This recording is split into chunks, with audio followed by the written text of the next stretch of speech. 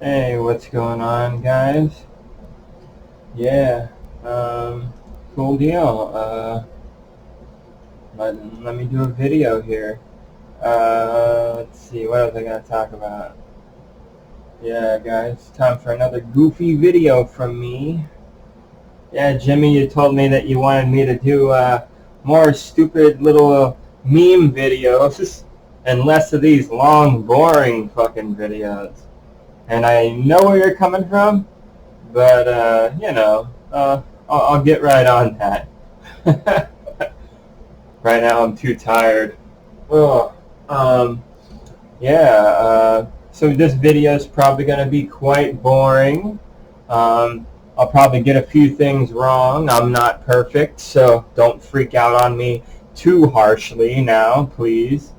Remember, this is mostly just opinion stuff, you know?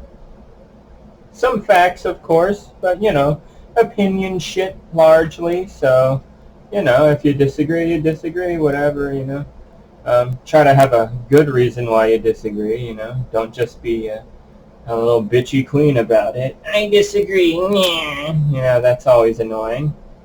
I prefer there to be, a reasonable reason. Yeah, so, while you're listening to this goofy video of mine, I suggest doing something while you listen to me, because there's nothing to see here, just my goofy room.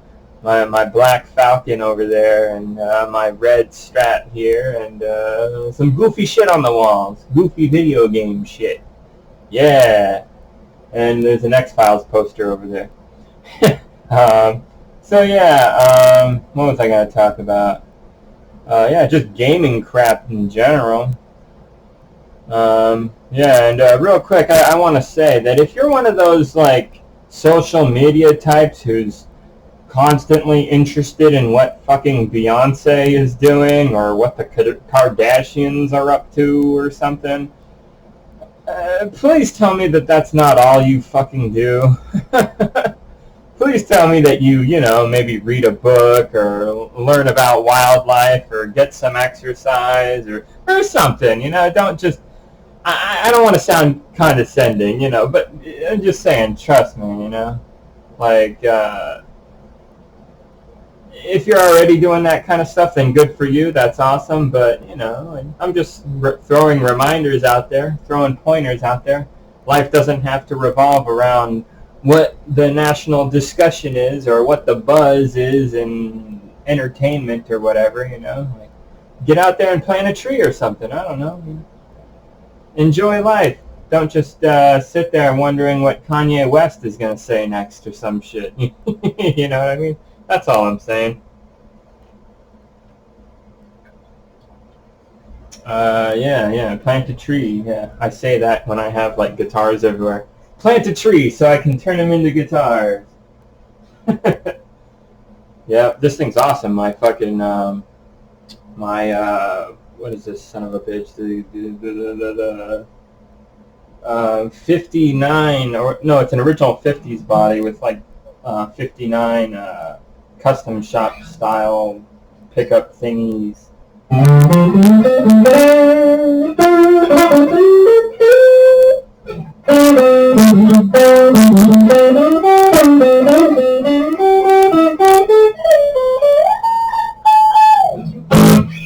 That sucked.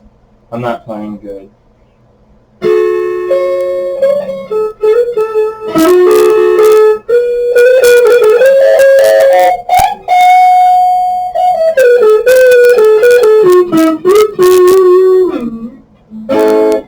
Anyway, not fucking around. I shouldn't play guitar because not only do I just kind of suck, but also this fucking stupid Logitech webcam does not pick up the guitar very good, especially the bassy tones. They just sort of buzz your ears, Sorry, I wanted to be annoying. But yeah, sorry about that. Anyway,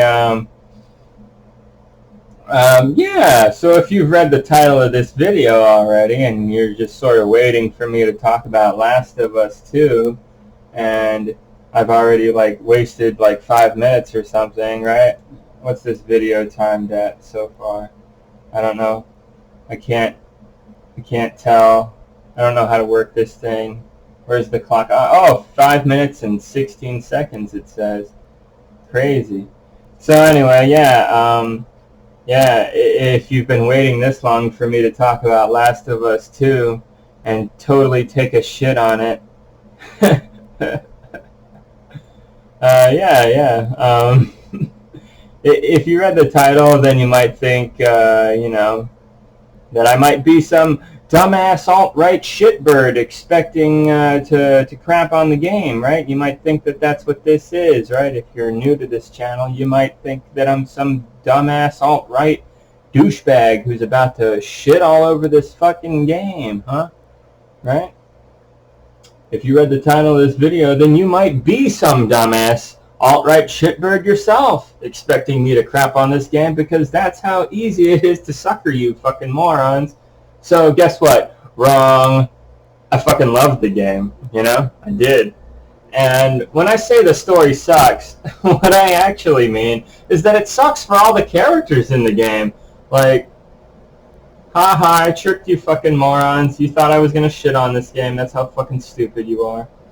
Anyway, but yeah, all the characters, they suffer far more than any of them get any positive things happening for them, basically. Like, fuck. But yeah, it's a really dark game with, very little sunshine and rainbows. Like, seriously. It's a fucking depressing fucking game, Hardly any lollipops here, my guys. Like, it's mostly just horribly downhill and disgusting human behavior for a lot of it, It's good fucking God. Speaking of which, you alt-right shitlords are all about the horrible human behavior, so you would think that you morons would like this fucking game, but, whatever, you guys are weird. But Amanda the Jedi, go check her channel out. And Girlfriend Reviews, I think that's the name of her channel. She does this channel with her and her guy friend or boyfriend or whatever. Maybe husband now? I don't know. Anyway, they both did a great job at reviewing the game. Much better than I'm going to do right now. I might talk about a few things they didn't get into, but that's it. They did great jobs reviewing this game. Seriously, go fucking check out their takes on the game. Love these two ladies. They know their shit. They're badass. Sub to them. They're cool. Simple as that. Anyways, but yeah, this video is going to be about this game for the most part. I'm going to give you my take, which is far, far more reasonable than the take of any of you salt-right, incel, Nazi bootlicking dipshits, that's for sure. But before I start, I just want to say that, yeah, I almost died in a car accident a few days ago, guys. Motherfucker just cut out right in front of us, and we bashed into the side of him and flew off the side of the road and almost crashed into a pole and died. Yeah, it was fucking crazy, man. For a second there, I was just like, is this it? Like, seriously. That shit was nuts. So, I could have died almost a week ago. No, that was fucking nuts. But yeah, for those of you who hate me, sorry I lived. And for those of you who like me, sorry I lived also. But yeah, no big deal. I won't go into too many details, but we needed a new car anyway, since the one that just got wrecked, it was like a little over 10 years old, and it had a few problems already. So, and our buddy Glenn, he's a big shot in the car business, so he's going to hook us up. He'll give us the best advice on what to do here. So right now we just sort of wait. No big deal. The rental we got is a fucking piece of shit. It's colored seafoam, and it's some kind of dog shit Ford product. Fucking disgusting. It sucks. I hate it. I fucking hate it. But we won't be driving it very long, hopefully. hopefully for about a week from now, we all have a badass new car. So it's all good. It's not like this really hurts us too much. We make decent money in this fucked up, disgusting, dark capitalist system that's run amok in our fucking stupid society. But I'm one of the luckier ones, and I make decent enough money, and not a big deal for me anyway. For someone less fortunate, it would be a fucking nightmare, but whatever. That's apparently the stupid world we live in. But yeah, what was I talking about? But yeah, I almost died. Yeah, and like a few days before I almost died in that car accident, I finally beat Last of Us 2. And it just kind of made me appreciate life that much more, Like, the story in that game is pretty powerful. And at one point in the game, at like this movie theater, Ellie says that she doesn't believe in luck at one point, and yeah, I gotta disagree with her. We almost hit this pole, man. We could have died easily. We're just lucky that... Yeah. Anyway. Hopefully she changes her mind on that shit. Luck is totally a thing. But anyway, you guys, this is sort of a big deal for me. Last time I bought a game at full price, it was actually Destiny in 2014. I think I said it was Halo 4 in my last video, but no, I was wrong. It was actually Destiny. Well, technically, it was that Diablo 3 Reaper of Souls DLC thing that was sold for like $40 at the time. But I don't really count that as a full-price game launch because, it's just DLC and it's not full price, $60, what we're used to. Shit, they're saying that it's going to be $70. The default launch price for games on the newer consoles is going to be $70, not $60. So it's not a big deal to me, but it still kind of sucks. Like I said, I hardly ever buy things for launch full price, so it's not a big deal to me. But to those who do, that's kind of shitty. I think those kinds of people are kind of silly buying everything that's new under the sun at full price. I think that's kind of fucking dumb, but I don't think you should always do that with your money. I think it's kind of wasteful, but whatever, man.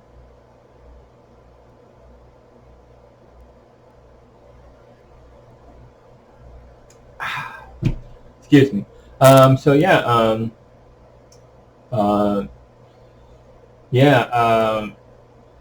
what was I saying? So yeah, Destiny. That was the last game I bought. Last console game I bought at launch price. $60. Picked it up from Walmart. When I was leaving with it, some guy saw that I had it and was like, "It's amazing, man." That guy was a liar. But man, when I first heard about Destiny being made by Bungie around the time of, I think it was like, 2009 or 2010, 2011, somewhere around there. Yeah, there was a random poster in ODST at the end of the game that said Destiny awaits, and it showed this weird planet above this other planet, that kind of thing. I think it was the moon over Earth, or the Traveler, whatever the fuck they call it, that stupid thing. Yeah, I don't care about Destiny, can you tell? Anyway, they hyped up the game big time. It was, fucking big on, RPG elements, It was like this big open world type shooter experience where you could explore and stuff. It sounded amazing, and with the Bungie Halo team going in on it, I was super fucking excited at the time, like Halo 1, Halo 2, Halo 3, ODST, Halo Reach. These games are all pretty fucking amazing to me and really touched me, growing up. some of the best times I've ever had in playing video games, you know. Probably my favorite video game franchises of all time was the bunch of Halo games. And then, you know, 343 showed up and fucked it up a good bit. Let's hope that 343 one day redeems this fallen franchise, you know, just saying. Doesn't look like Halo Infinite will be the game to do it, sadly. The visuals look amazing, and the soundtrack might be pretty dope. Although it'll probably just be a lot of the usual Halo themes, remixed. Hardly anything new, but whatever, yeah. The story might be ass, which sadly is likely given the sense that, you know, 343 tends to give us pretty bad writing. You know, like Forward Unto Dawn and Halo Nightfall, those little live-action movies, those are pretty badly written in a lot of ways. Halo 4 has some stuff that's kind of annoying and stupid. And Halo 5, well, you know, like, not a big fan of that Act-Man guy, but he does some really good videos on why the story just sort of has a lot of problems. I think most people who have seen the Halo 5 storyline or worse played the actual game and experienced it that way. I think they all pretty much agree that it's not perfect, that it's got a lot of problems actually.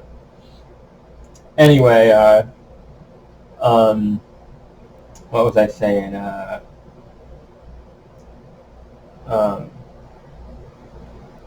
Sorry guys, I'm kind of tired. They hyped the game up big time. It sounded amazing, you know, like, but yeah, with Halo Infinite, sorry guys, I need a drink. Hold on a sec. What am I talking about? Destiny or Halo Infinite? I'm sorry guys, like I don't care that much about franchises that suck now.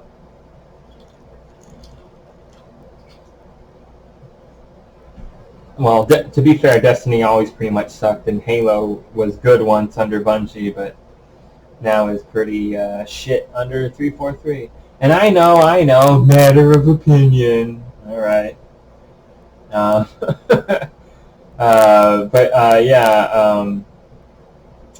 Yeah, Halo Infinite, they say there's going to be some kind of wallet rape microtransaction bullshit, so we'll see how that goes.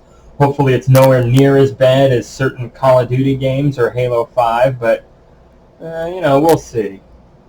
So it's sad that we don't have gameplay footage yet, but whatever, man. Jesus Christ.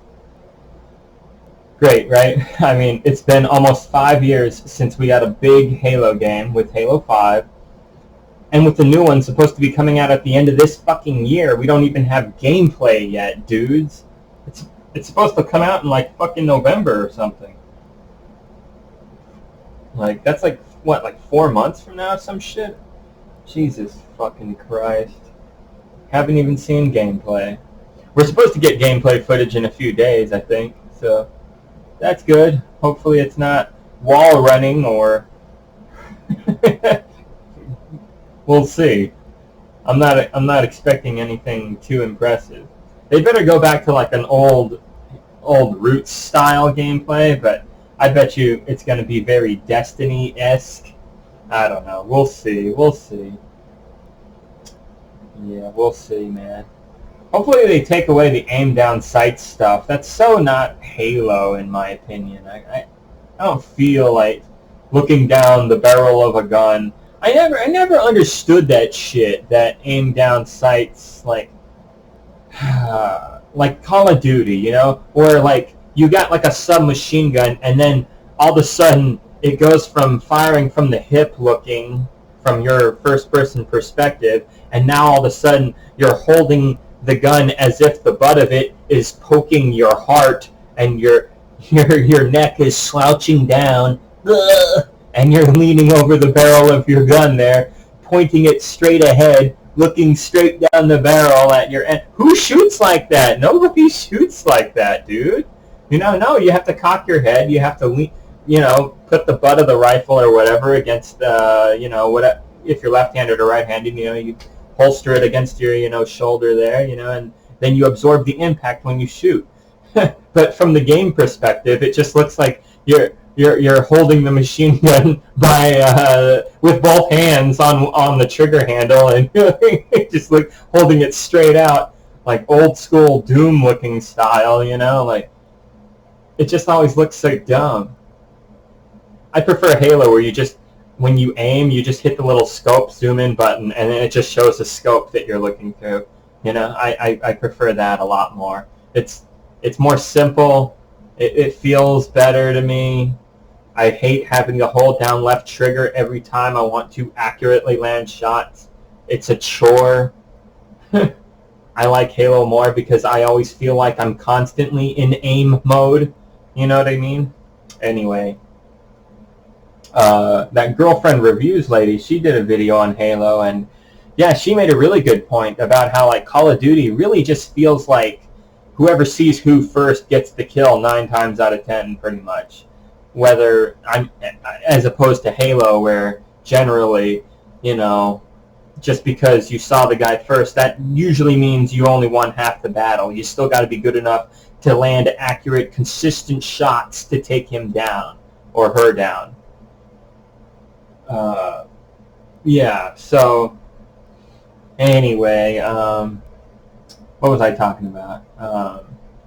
Yeah, so things look pretty shit still for Halo and 343. Not completely, though. I mean, word is that MCC is getting better all the time, so that's good. Fucking taking them forever, and I find it hard to give a shit anymore. But, some good news is good news, I guess. Yeah, but I find it hard to care anymore because there's so many franchises out there that are doing great things right now, and you don't want to just sit around waiting for Halo to get good, right? Speaking of which, I'm going to talk about Last of Us 2 in a little bit, but let me finish what I was saying earlier with Destiny. I was super hyped for the game, when I heard about it coming out. I was so hyped for Destiny that even when I heard that it was not going to have split screen, I just bit the bullet and I stayed hyped anyways, right? And even when I heard the lead guy working on the game, I can't remember his name, he did the voice for the grunts in the old Halo games, back in the Bungie Halo days, I can't remember his name, but yeah, he quit working on the game right before it came out, like almost a year before it came out. And I figured, that sucks, but he probably did most of his hard, good work on it, so it's mostly done and it's good to go, right? I was hoping, What was I going to say? Hold on, I need a drink. Marty O'Donnell, one of the best video game music creators I've ever heard. Personally, I think he's one of the best. He quit, or got fired, technically, right? I believe the guy, I can't remember if he quit. No, he got fired. That's right. Marty got fired. It was some bullshit. Activision Bungie there, being dicks. Activision and Bungie, they suck. They suck ass now. Bungie used to be cool. They suck now. Activision basically always sucked. But yeah, even then, though, I was still hyped. Like, I was like Homer Simpson and the Flying Pig, It's still good. It's still good. Yeah.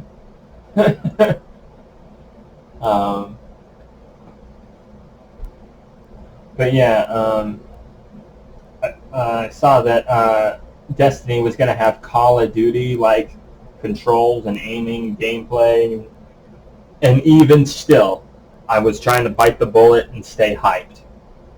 Despite all of the bad fucking news, I still kept telling myself that it would be worth it, I had that much confidence in Bungie at the time to make Destiny just as amazing as the Halo games that came before it. Boy, oh boy, was I fucking wrong. This was the first time I was exposed to the dreaded microtransaction bullshit in full-priced console games. I mean, what the fuck, dudes, you know? This shit is greedy as fuck. They made it so that you would play like crazy for like 2 weeks and only unlock some fucking trash.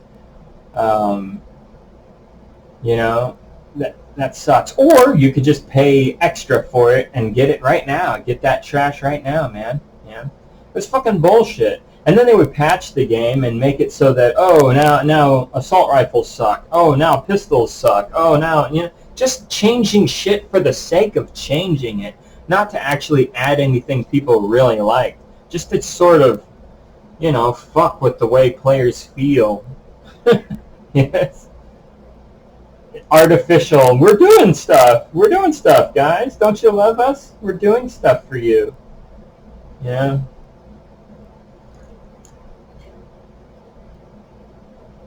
You couldn't trade stuff, you know?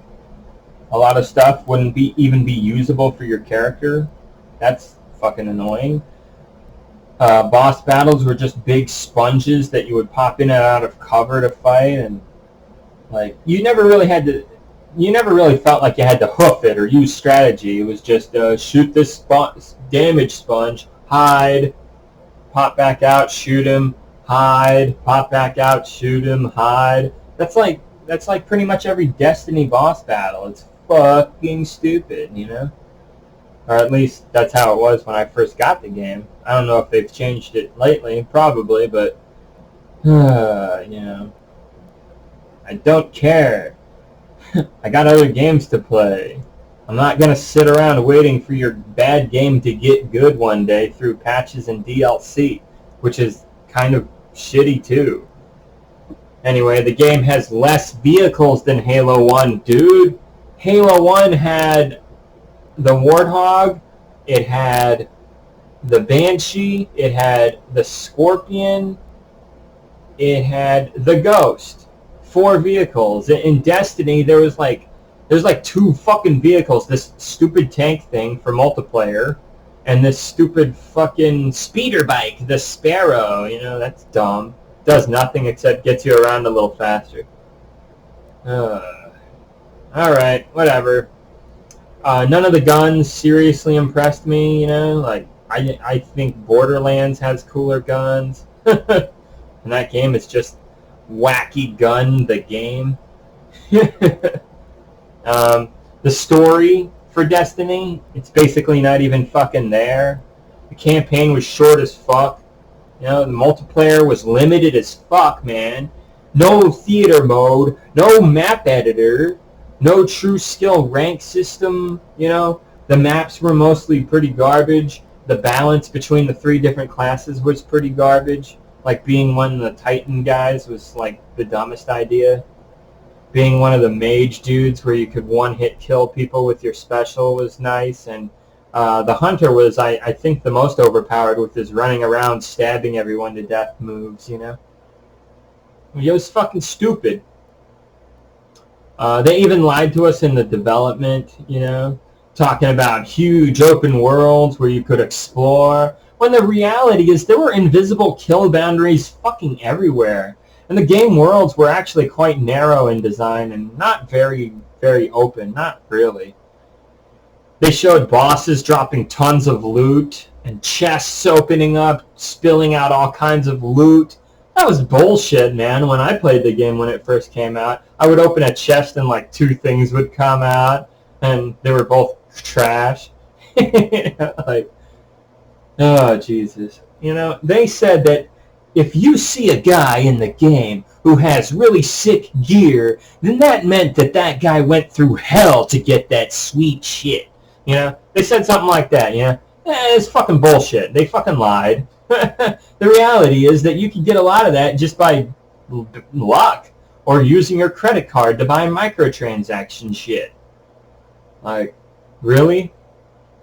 The guy who was AFK in that multiplayer match who randomly got a badass legendary rocket launcher, that guy went through hell to earn that? Really? Really, assholes? That's what you're fucking telling me? That fucking kid who took out mommy's credit card and bought a bunch of microtransactions. That guy's working his ass off to get this gear. Are you fucking kidding me?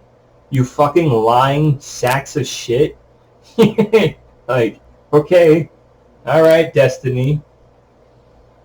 And no one really earned anything special in this game through hard work, okay? Like, it was a joke, all right? I've heard that they've updated the franchise, and that's nice. That's cool, I guess. Destiny 2 happened, which has a lot of fucking bullcrap problems too, you know? Like, I'm just fucking done, all right? Maybe Destiny 3 will be good. I don't know, fuck, you know? That's like saying Halo Infinite might be good. Odds are both of these franchises will continue to wallet rape fans and disappoint me, but, you know, whatever. So yeah, Destiny 1 scarred me pretty fucking badly. As a result, I haven't bought a full price game ever since late 2014, basically. But since The Last of Us 2 was making some waves with the leaks that I heard about, I didn't really dive into them because I didn't want to get spoiled. I think that's kind of lame. And I saw some horrible people saying some really sexist stuff, some racist stuff, you know, and that was troubling. I heard the first game was one of the best games ever, so I wanted to check it out, but I wasn't really in a rush, you know. The zombie thing is a bit played out, and Last of Us Part 1 has a little bit of microtransaction bullshit in its multiplayer. And you guys know how I feel about microtransaction bullshit, right? So I wasn't in a big rush. But, you know, the Salt Right, they were acting like a bunch of cunts about Part 2, so I wanted to spite them a little bit. So, you know. Anyway, I saw that Last of Us Part 1 Remastered on PS4 was only $10 to download a few days right before Last of Us Part 2 would launch. So I was like, fuck it, you know? So I bought it, and I beat it. And wow, pretty fucking good game, Last of Us Part 1. I can really see how the gameplay and the feel and just the whole game overall, I can really see how it helped push the survival horror genre in a certain direction. Like I played the Resident Evil 2 remake recently, and you can totally feel that they copied Last of Us Part 1 in a lot of ways. Like, good job, Naughty Dog. You guys really started something special here, and the story for Last of Us Part 1 was pretty fucking good, especially for a game storyline, which tend to be more mediocre and or totally fucking garbage most of the time. Yeah.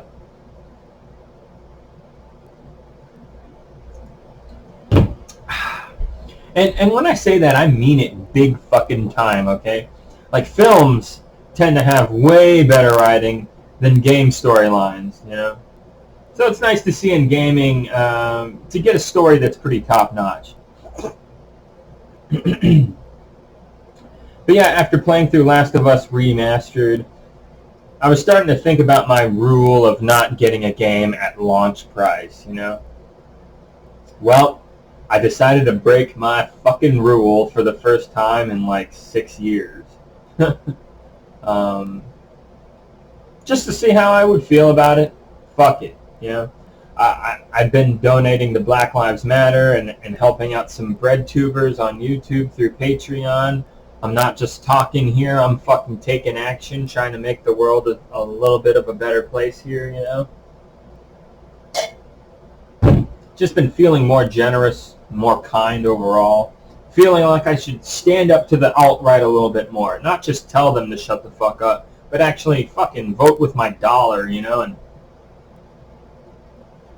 I don't know, just becoming more radicalized, I guess.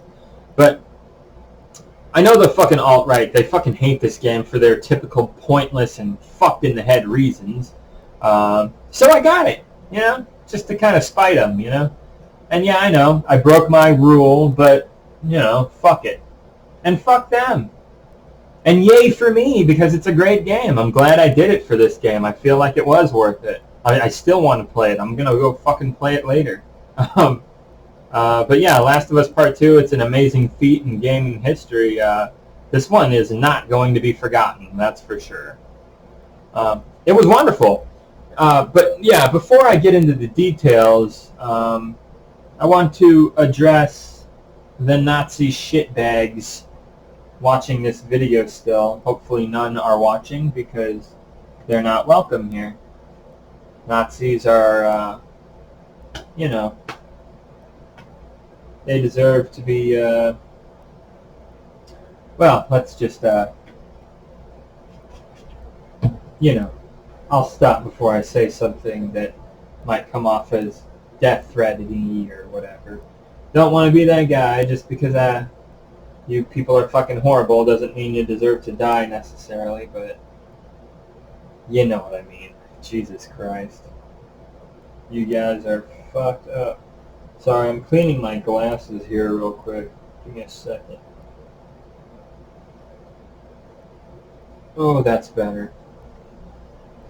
Yeah, I got this shit right here. Zeiss. I'm a jackass. I totally fucked that name up, probably.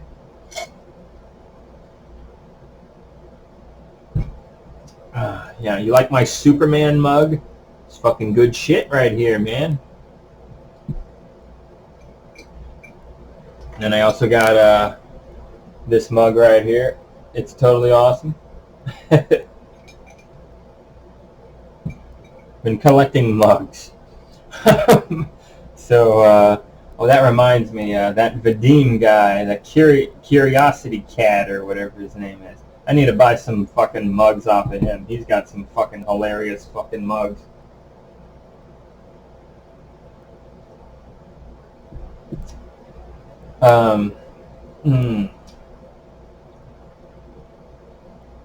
Alright, what was I talking about? Jesus Christ. I get distracted easily, especially when I'm tired. Oh, man. Yeah, did I tell you guys I'm building a new guitar, man? I got all the parts right here, all the hardware. I'm going to put all that shit into this white, late 60s, early 70s style, semi-era, from that era, kind of Stratocaster custom, thin line build, contour heel. The neck is made out of Brazilian rosewood for the fretboard, stainless steel frets, 22 of them. Fucking Coco Bolo is what the shaft is made out of. Yeah, you like that? Nice, big, hard Coco Bolo smooth shaft. And spruce top body and roasted ash underneath. Yeah. So this thing is going to be sweet. And I got some, what are they called?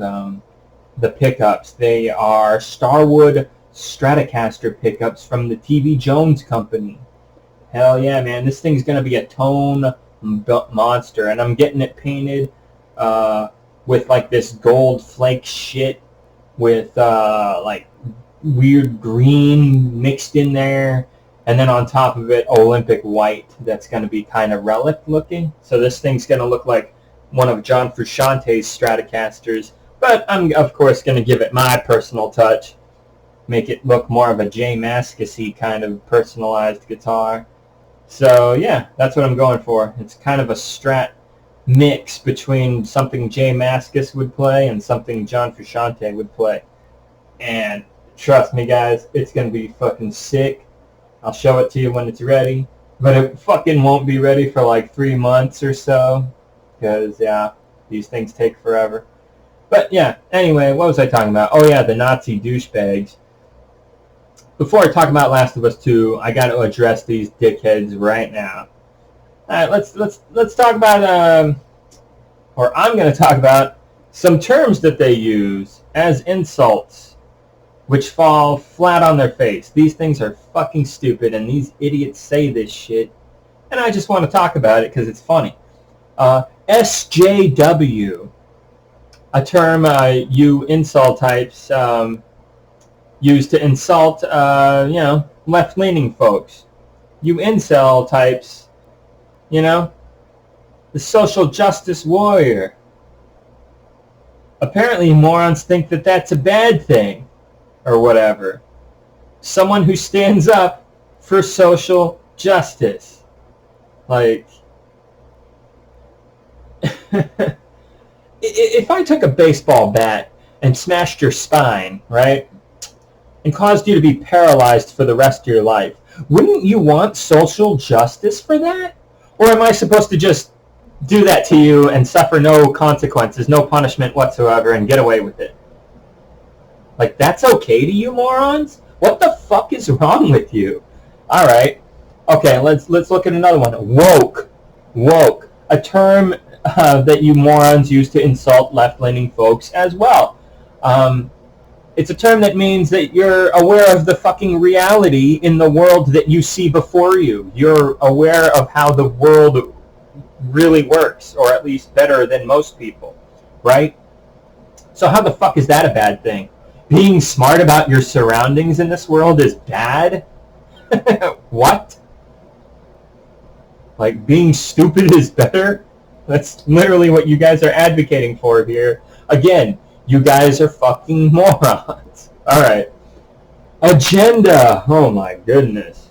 A term you guys use to insult left-leaning folks also. Agenda. Everybody has a fucking agenda. Duh. You wake up every fucking day with a list of things you're gonna do. Like, what the fuck is the problem here, kiddos? Like, you fart sniffers are so bad at justifying your behavior. I swear to God. Like, it's just blah, blah, blah, blah, blah, you know? That's all I hear from you jizz stains. I swear to God, you know? Like, nothing is just a certain way, okay, you morons? There is an explanation. You have to explain yourself. And it's that you guys are so fucking stupid that you listen to alt-right grifters and frogmen like Cold Feet Crowder and Rave Dubin and Lobster Boy and Quarter Grain and Soy Gun, you know, and the rest there, you know, like, this is why you guys are fucked in the head. You're listening to all these lying shitbags. Wake the fuck up.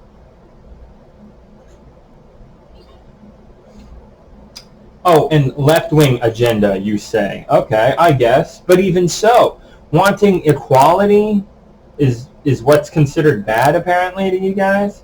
Not bullying gay people, transgendered people, people who are non-white races, you know? That's bad? You assholes really want to call that stuff a bad thing. Okay. My goodness. Let me ask you. What about your agenda? Huh, you incels?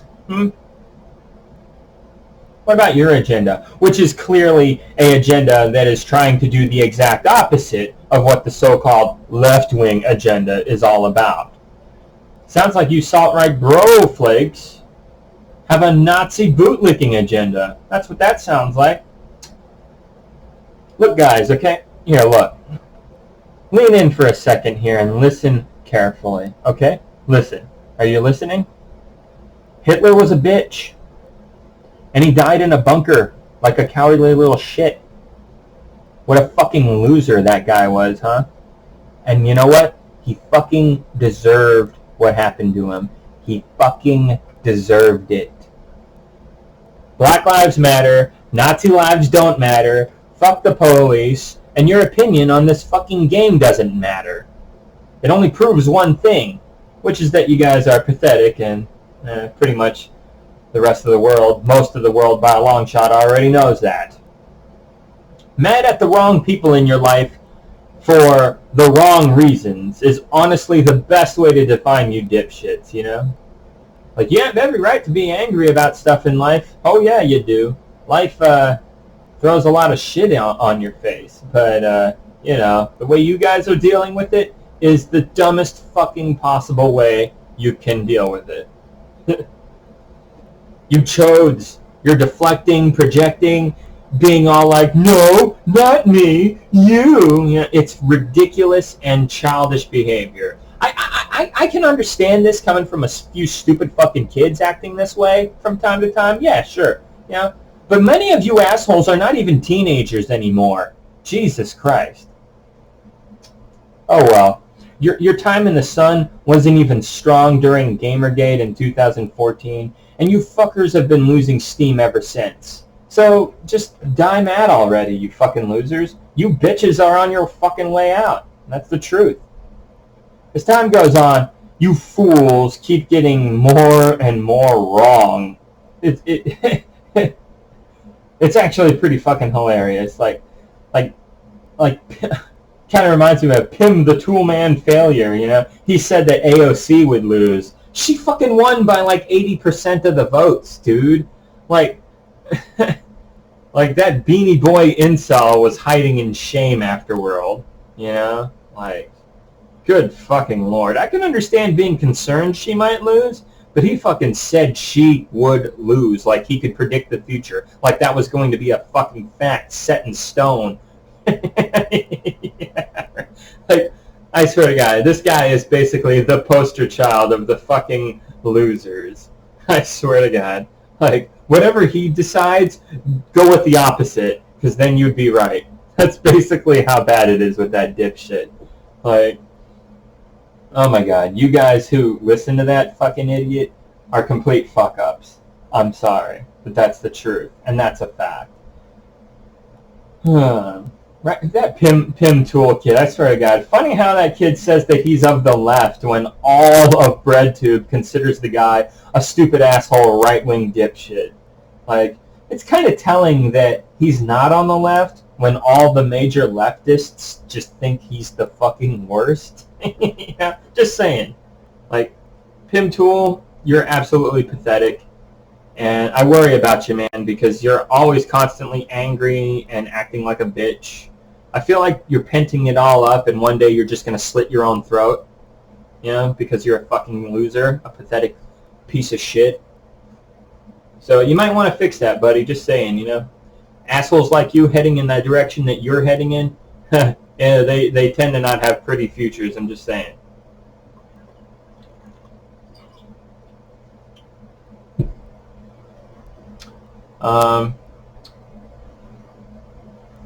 But yeah, I see a lot of you incel types saying that Last of Us 2, nobody wants this trash, as you so eloquently put it.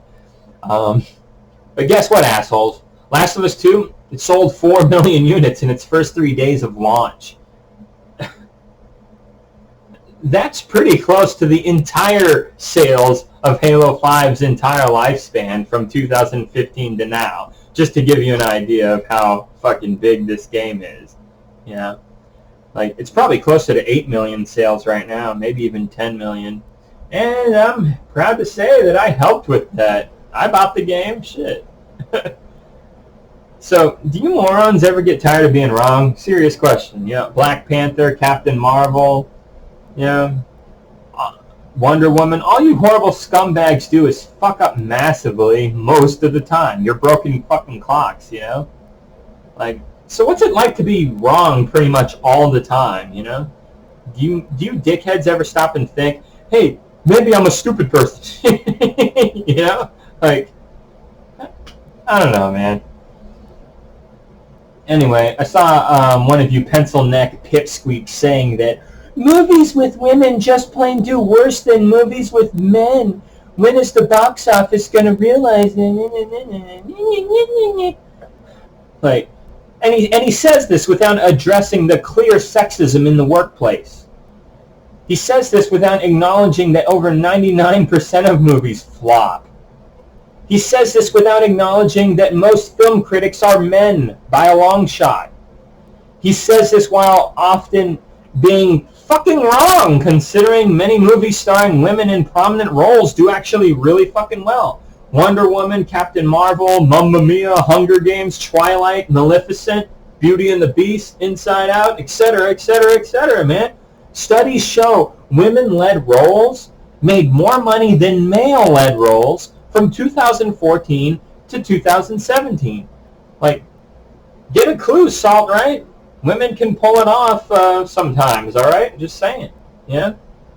Fucking And I think there was also a study saying that women like to go to the theater a little bit more than men do. So yeah, women can pull off a lot more than you close-minded sexist pricks fucking think. Just saying, yeah. Your little fucking pea-brains don't really know shit. Just saying. And yeah, this game I'm about to talk about, Last of Us 2, it's mainly involved with women, and it's breaking game sales records like crack on ice cream. You know, it's fucking wild. It's changing the way we play video games, whether you like it or not.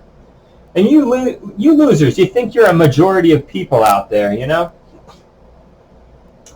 You think this while being a basement-dwelling incel loser with no fucking life, you know?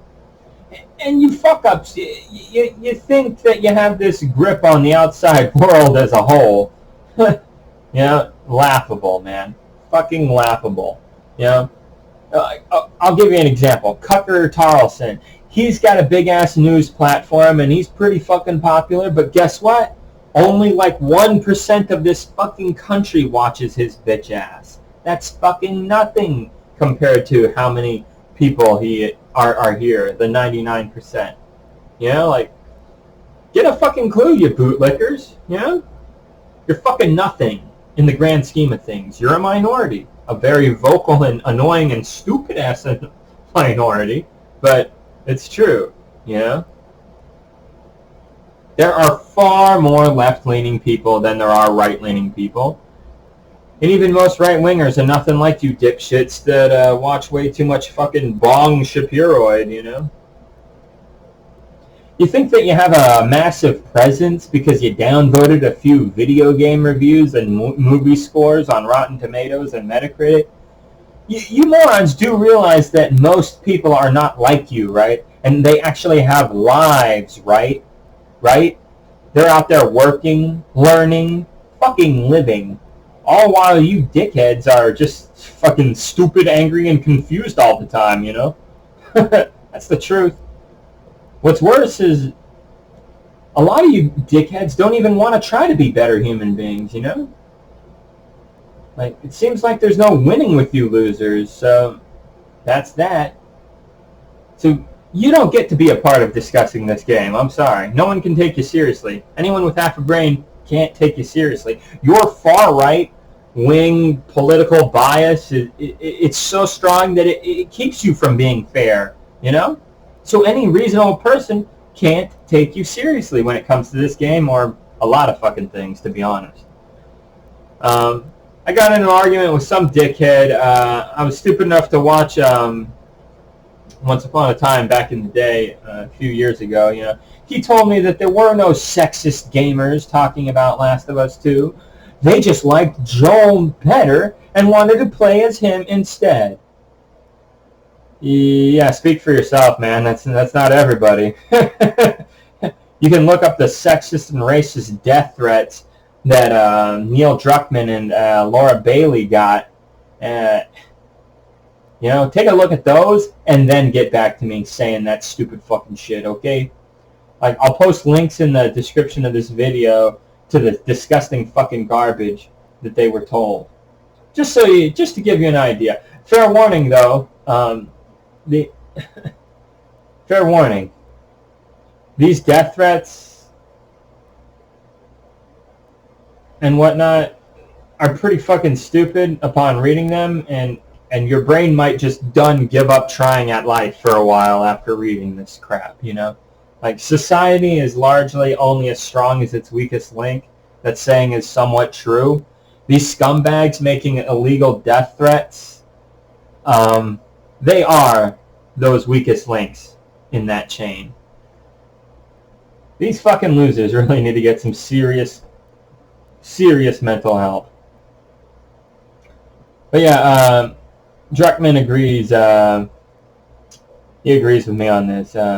He says that you morons need to get some mental help, and he said just think of it as working out your brain. You know.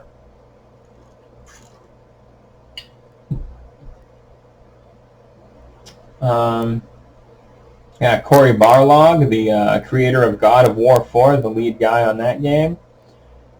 You know what he said? He said, fuck these people. Fuck them. Even though I don't have any fucks left to give, fuck them. That's how he feels. Yeah, that's right. Game of the Year award winner for God of War 4 2018. That man is fucking badass. And you know what he just told you, incels? Go fuck yourself. Some idiot lefty, not lefty, my bad. Some idiot was telling lefties to stop focusing on the crazy death threats and start focusing on the legit criticism. Okay, here's the thing. Well, actually, I don't have to say anything. James the motherfucking Gunn himself, creator of Guardians of the Galaxy, he chimed in, and this is what he said to that dumb shit, alright? This is what he said to that fucknut. He said, here. This is what the fucking moron said. He said, so passionate fans can't have opinions? Granted, a very small percentage of them are assholes. So my other question is, why focus on the assholes and not legitimate critique? Okay. And this was James Gunn's brilliant and spot-on response.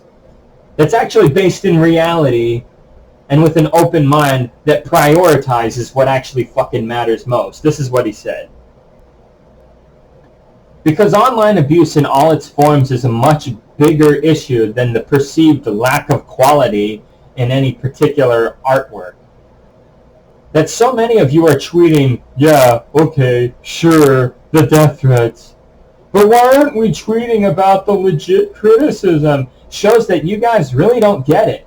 It's like saying, yeah, it's fucked up that Brad hits his wife for not doing the dishes, but why are we talking about why he hit her? Instead, why aren't we talking about why the dishes didn't get done? Like, you salt righties got your fucking priorities fucked, you know? Like, James Gunn is the man, okay? And you salt right trodes tried to destroy him, and all you did was make him more popular and wealthy and more well-known. You morons, you often just draw attention to yourselves and make it just, oh, Jesus Christ. You guys just make things more popular, honestly. The things you hate, you just end up making them more popular. And that's generally what you idiots do. The exact opposite of what you set out to do. Maybe stop if you actually want to have an impact, you know? Here's some life lessons, okay, kids? Yeah, act like a dick. Expect people to defy you, okay? It's as simple as that. Act like a Karen. Get treated like a Karen, okay? And before you assholes project onto me, no. We lefties over here, we idiotic, cuck-ass lefties over here, no, we're not the dicks. You guys are. We're not sexist and racist assholes. And if we ever are, it's usually on an accident, or it's not that big of a deal, or we can work it out. You fuckers, no, you intentionally are bad faith pieces of shit. You continue to act like complete assholes. Like I said, you're the sexists. You're the racists. That's you guys for the most part. Look in the fucking mirror and own what horrible people you are for once, okay? Stop deflecting. Stop projecting. You silly jackasticles, okay? Like, you guys are really just a bunch of walking ham sandwiches, So fucking easy to destroy, you chicken bitches, I swear to God. So easy to see right through your fucking bullshit. Anyone with half a brain can see through your spineless Nazi bullshit. I mean, you guys are so fucking spineless that you guys are jelly of the spine that jellyfish have. That's how absolutely pathetic you guys are. And legit criticism. A lot of the time, it's not fucking legit criticism coming from you morons. These shows, they'll often say something like, this is what I wanted to happen, you fucked up because this is what should have happened, yeah? Like you guys, you really do use that excuse and you think it's legit criticism. It's not. This is what I wanted to happen, and thus what you did is wrong. That's not a valid critique, you fucking losers. You fucking morons. Write fan fiction. Build your own game. Vote with your dollars. But you, as a fan, do not own the story. Find plot holes if you can and argue that, like any normal person who critiques a story. You know? This, like... Jesus Christ. So much whining. So many of you dipshits rage so fucking hard over the story, you know? I swear to God. It's a fucking story. It's a story, man. It's a fucking story. Pinocchio, Mother Goose, Three Little Pigs, shit like that, you know? I swear to God. You punk bitches are worse than Cucker versus Trigger Me Elmo, you know? Oh my goodness. Okay. Now that I'm done addressing the idiots who don't matter when it comes to judging this game, just to get those morons out of the way.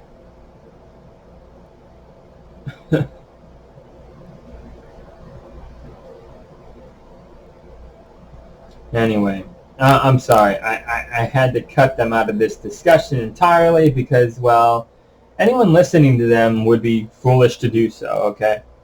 It's not enough to be not racist or not sexist, all right? You have to be anti-racist and anti-sexist. You losers, you loser incel types, you guys, you're the old world. Stay there and die in it or move on with the rest of humanity, all right? Wake the fuck up. Get woke, bitches. Something that bugs me about a lot of gamer channels, I was thinking, you know? I know damn well that most of them lean more left than they do to the right. But they're afraid to fight against the alt-right.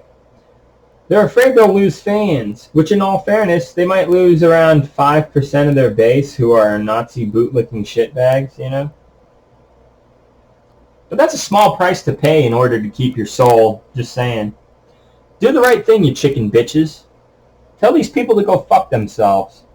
Looking at you, Young, yeah? I'm looking at you. Yeah, even you, Jim Sterling. You guys don't stand up to the Nazis enough, you know? I'd appreciate it if at least once a month in one of your videos you take, 5 or 10 seconds to say, fuck the Nazis, fuck the racists. Black Lives Matter and those bitches can eat my shit. That's all you gotta say.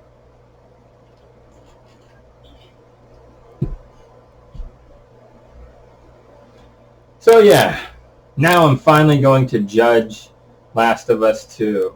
And it's already been an hour and I haven't even started. Oh my god. Alright. So I'll just go over the basic stuff that most gamers look into when judging a game, right? Graphics, amazing as hell. The level of detail and realistic looking human emotions is stunning as fuck. Basically the best looking game I've ever played. Sometimes the visual glitches happen though, but it's pretty rare. Go check out Bob's vids on Twitter to see some hilarious visual bugs that pop up sometimes. That shit is great. One time I jumped out and sort of got suspended in air for like 3 seconds longer than I should have. Sometimes I'll see a floating rock or floating body part. Sometimes there'll be some clipping, especially when you die. A real funny one happened.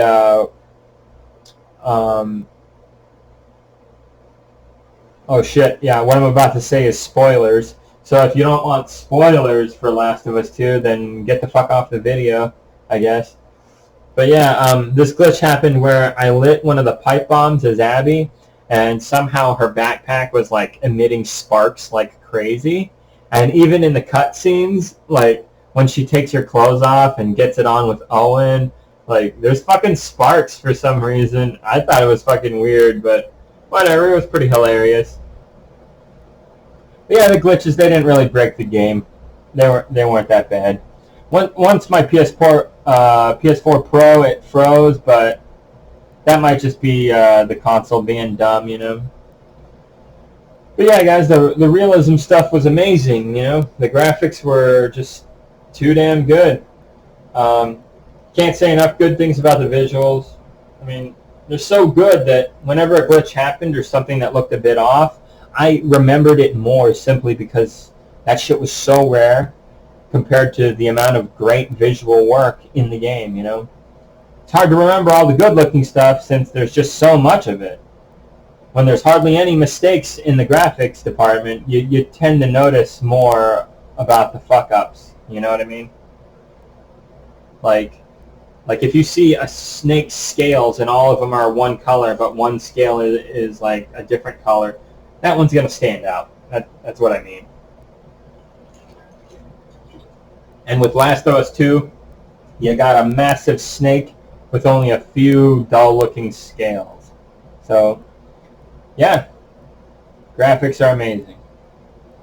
Soundtrack and sound effects, some of the best ever. Go listen to the original soundtrack right now. It's all good, man. It's too good. Hell, you know. Shit, just look up Ellie playing guitar for Dina. Look up that scene on YouTube. That jam is one for the ages, man. I must have listened to it like 20 fucking times now. You know? As a guitarist who sucks balls at playing and singing at the same time, I can really admire this. That lady who plays Ellie, what's her name? Ashley Johnson, Abigail Johnson. I don't remember. I'm horrible, but she, yeah, she's a badass. Druckmann, he's got the best, people. He really does. Yeah, how well the game runs, basically perfectly. They confirmed both on PS4 and PS4 Pro that it runs great. Not much to complain about there. Gameplay. I got a few gripes here, but for the most part, it's amazing. Moving around in the game world feels similar to Breath of the Wild in a lot of ways, actually. Eventually, in the beginning, when you know, you got the horse and you can fuck around in the destroyed city, you know, it felt very Breath of the Wild-y. That game really fucking changed the game, right? Breath of the Wild is amazing. But yeah, the gameplay is pretty solid. Aiming mechanics work pretty great. Things feel tight, good, and responsive. The level of detail in combat is also very nice. Dodging attacks and landing nasty moves on your enemies feels so great. Then you get to feel bad because of how fucking horrible looking it is. I mean, it's so violent, you know. It's probably the most realistic violence I've ever seen in a game. I shotgunned this dude's hand off, and he was all screaming for like 15 seconds. Like it was bad. Like, I felt horrible. And his friends like cried out his name, you know, like, oh God. You know, it was absolutely fucked up. I mean, what the fuck, Ellie? Seriously. This kind of stuff reminds me of that scene in The Dark Knight, which is a really powerful scene, when both boats are being pressured into blowing each other up by, you know, the dickhead Joker, right? In that scene, both boats, they're pretty gung-ho about pulling the trigger and blowing each other up. But when it comes right down to it, one boat realizes that talking about it is one thing, but pulling the trigger is actually quite another thing, you know? And they end up not having the guts to do it because, you know, that's fucking despicable. Taking the lives of a bunch of people you don't know. You know? And the other boat says, you know, fuck playing the Joker's sick game, you know? And that's great. Which brings me to Ellie, and she does, you know, fucked up shit to her enemies in the game, and she starts fucking losing it, realizing that it's destroying who she is, and it's making her fucking crazy depressed, and she starts becoming someone like the Joker, you know, insane, careless, alone. And nobody really wants that. Even the Joker doesn't even like that about himself, as you can see it in moments with him in the movie where he lets his anger get the best of him, you know. He's full of rage, you can see it. You know, he tries to mask it with comedy and violence and nihilism, but no, he the Joker gets fucking pissed off in the Dark Knight movie. He does. You know? Like when Gamble interrupts him, you know, he's just like, hey, you know, listen. You know, when they tell him he's insane, he's like, no, I'm not. Like, fucking, that shit bugs him, man, you know? Oh, my goodness. Anyway, why am I talking about Batman?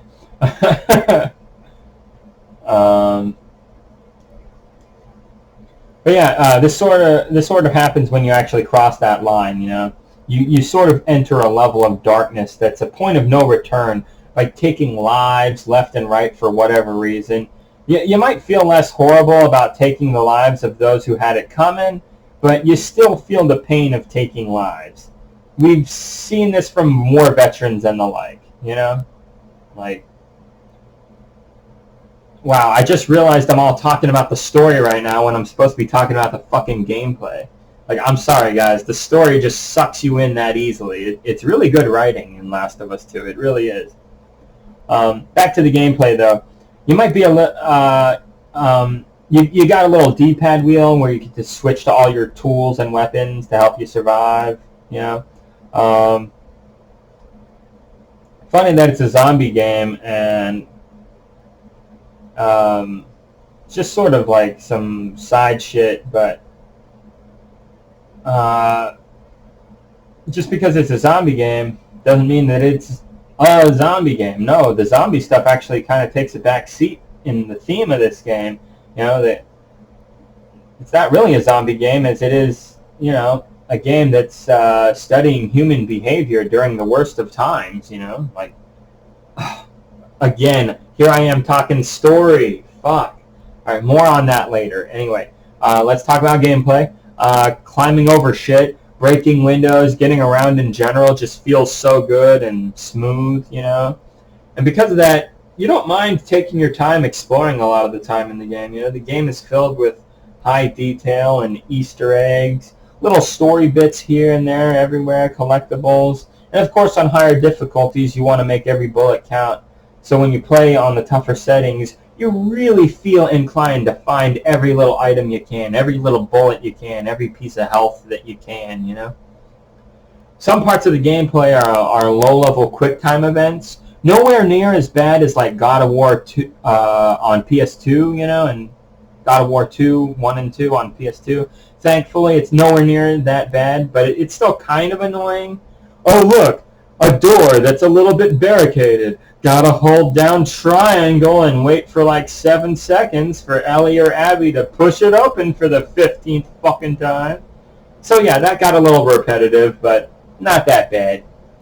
Opening safes, that took a little bit of time sometimes, you know, so, you know, that kind of sucked. It wasn't a big deal, but, you know, whatever.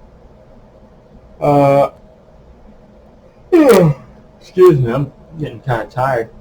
Some of the story bits are unskippable and highly interactive.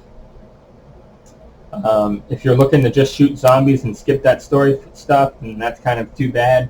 Like there's this flashback scene where Ellie and Joel go to like the dinosaur museum thing, and yeah, it's a nice touching moment, really good storytelling and all that, but you're not going to fight anything there. Yeah, that's like a section of the game that's like 30 minutes long or some shit where you just don't fight anything. And yeah, so if all you want to do is kill zombies, that part of the game might kind of slow you down a little, you know. But yeah, that kind of stuff kind of sucks depending on what kind of gamer you are, but it's not really a big deal. You can still chapter select once you beat the game. You can still reload saves to your favorite parts, you know. So if you're on your second playthrough and don't much care for a certain story part, then that's no big deal. That being said, even the more slow and non-action parts of the game are still quite enjoyable due to how much great detail and amount of storytelling that they throw in there that's just really well thought out. The detail is for your eyes to see. Like, it's great storytelling, of course, so I kind of give it a pass, even though I'm not running around being a badass killing shit, you know, like whatever, those moments where things slow down a little, very well done in this game. You can't really go back to certain areas to be sure to so you got to be sure to explore enough before moving on to the next area. Not always easy, unless you turn on the story mode thing, where if you press like L3, it magically pops up this little arrow that tells you where to go in order to progress the storyline. So that's a really cool feature. Sadly, once you beat the game, there isn't much replay value. And hear me out when I say that. At least not when compared to other games, right? Like the trophies to unlock, they're all basically find this, upgrade that, and beat the game. Yeah, that's pretty much it. I could be wrong, but I'm pretty sure that's all there is. New Game Plus, if I'm correct, just lets you use your leveled up skills and gear from the last playthrough, basically. But, you know, don't expect to get something for playing on the hardest difficulty other than self-satisfaction for beating the hardest mode. I could be wrong, but I'm pretty sure there is no in-game reward for beating the game on its hardest difficulty. I do recommend playing on the hardest difficulty regardless, though, with auto-aim turned off and other handicaps disabled as well. You can customize your experience and options to a pretty detailed level, and that's really great. Hard game, easy game, how about both? Fuck it, you know, and this game delivers on that. It's up to you how you want to play, you know, largely. I went through the game on easy as fuck mode just so I could get through the story and get a feel for it. Now I'm playing on survival, and fuck, I hate missing. Like, I'll often reload to the last checkpoint if I just miss like 2 or 3 shots, you know, seriously. I'm a big fan of Halo Reach, so I was happy to see that the game has left bumper as the sprint button. Sadly, though, the game requires the use of a PS4 controller in certain areas, so my 360 controller adapter wasn't really going to fly, so I had to settle for the PS4 controller, which sucked at first, but man, you know, I got used to it pretty fast, actually, and I think I love the PS4 controller now. I think I'm becoming more of a Sony pony these days and less of an X-Chwat, just saying. With Halo being shit under 343 these days, I guess it only makes sense. The best exclusives keep happening on Nintendo and Sony these days, so that's where I'm going to be at mostly, right? So fuck Xbox.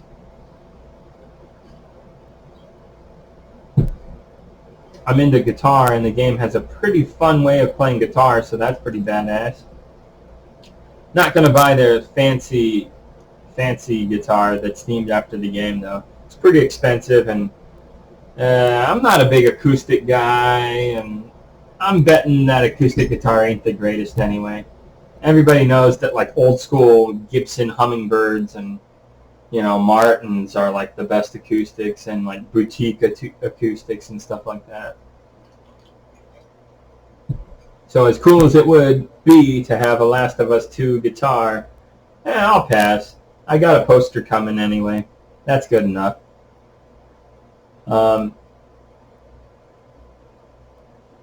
Lots of stopping to read notes and shit. A lot of spiral notebook paper in this game world, I guess. So if you hate reading, then this might bug you. Hey, the alt-right, they don't like reading.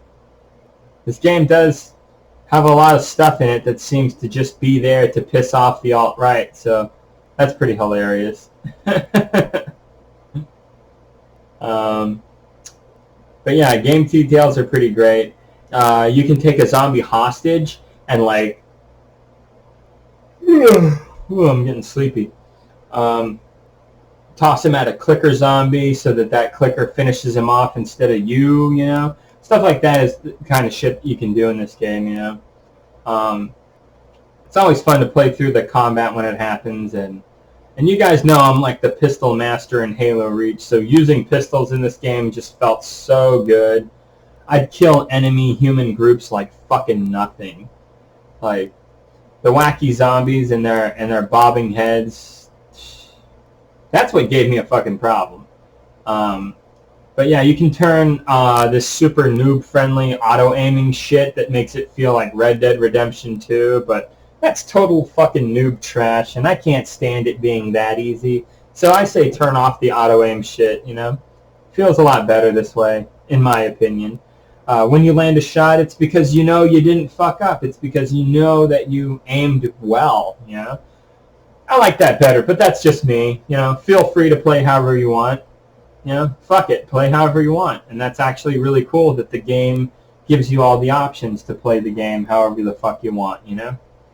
Options are great, you know?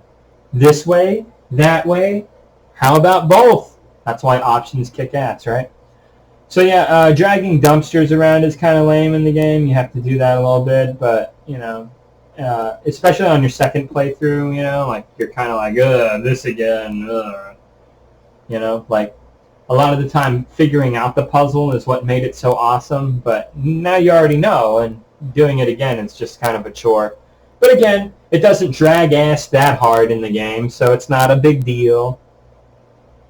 Content and gameplay sort of go hand in hand. The more content, the more gameplay stuff, right? Which brings me to the storyline, the story mode, the entire story experience. I would argue it's like twice as long as Last of Us Part 1.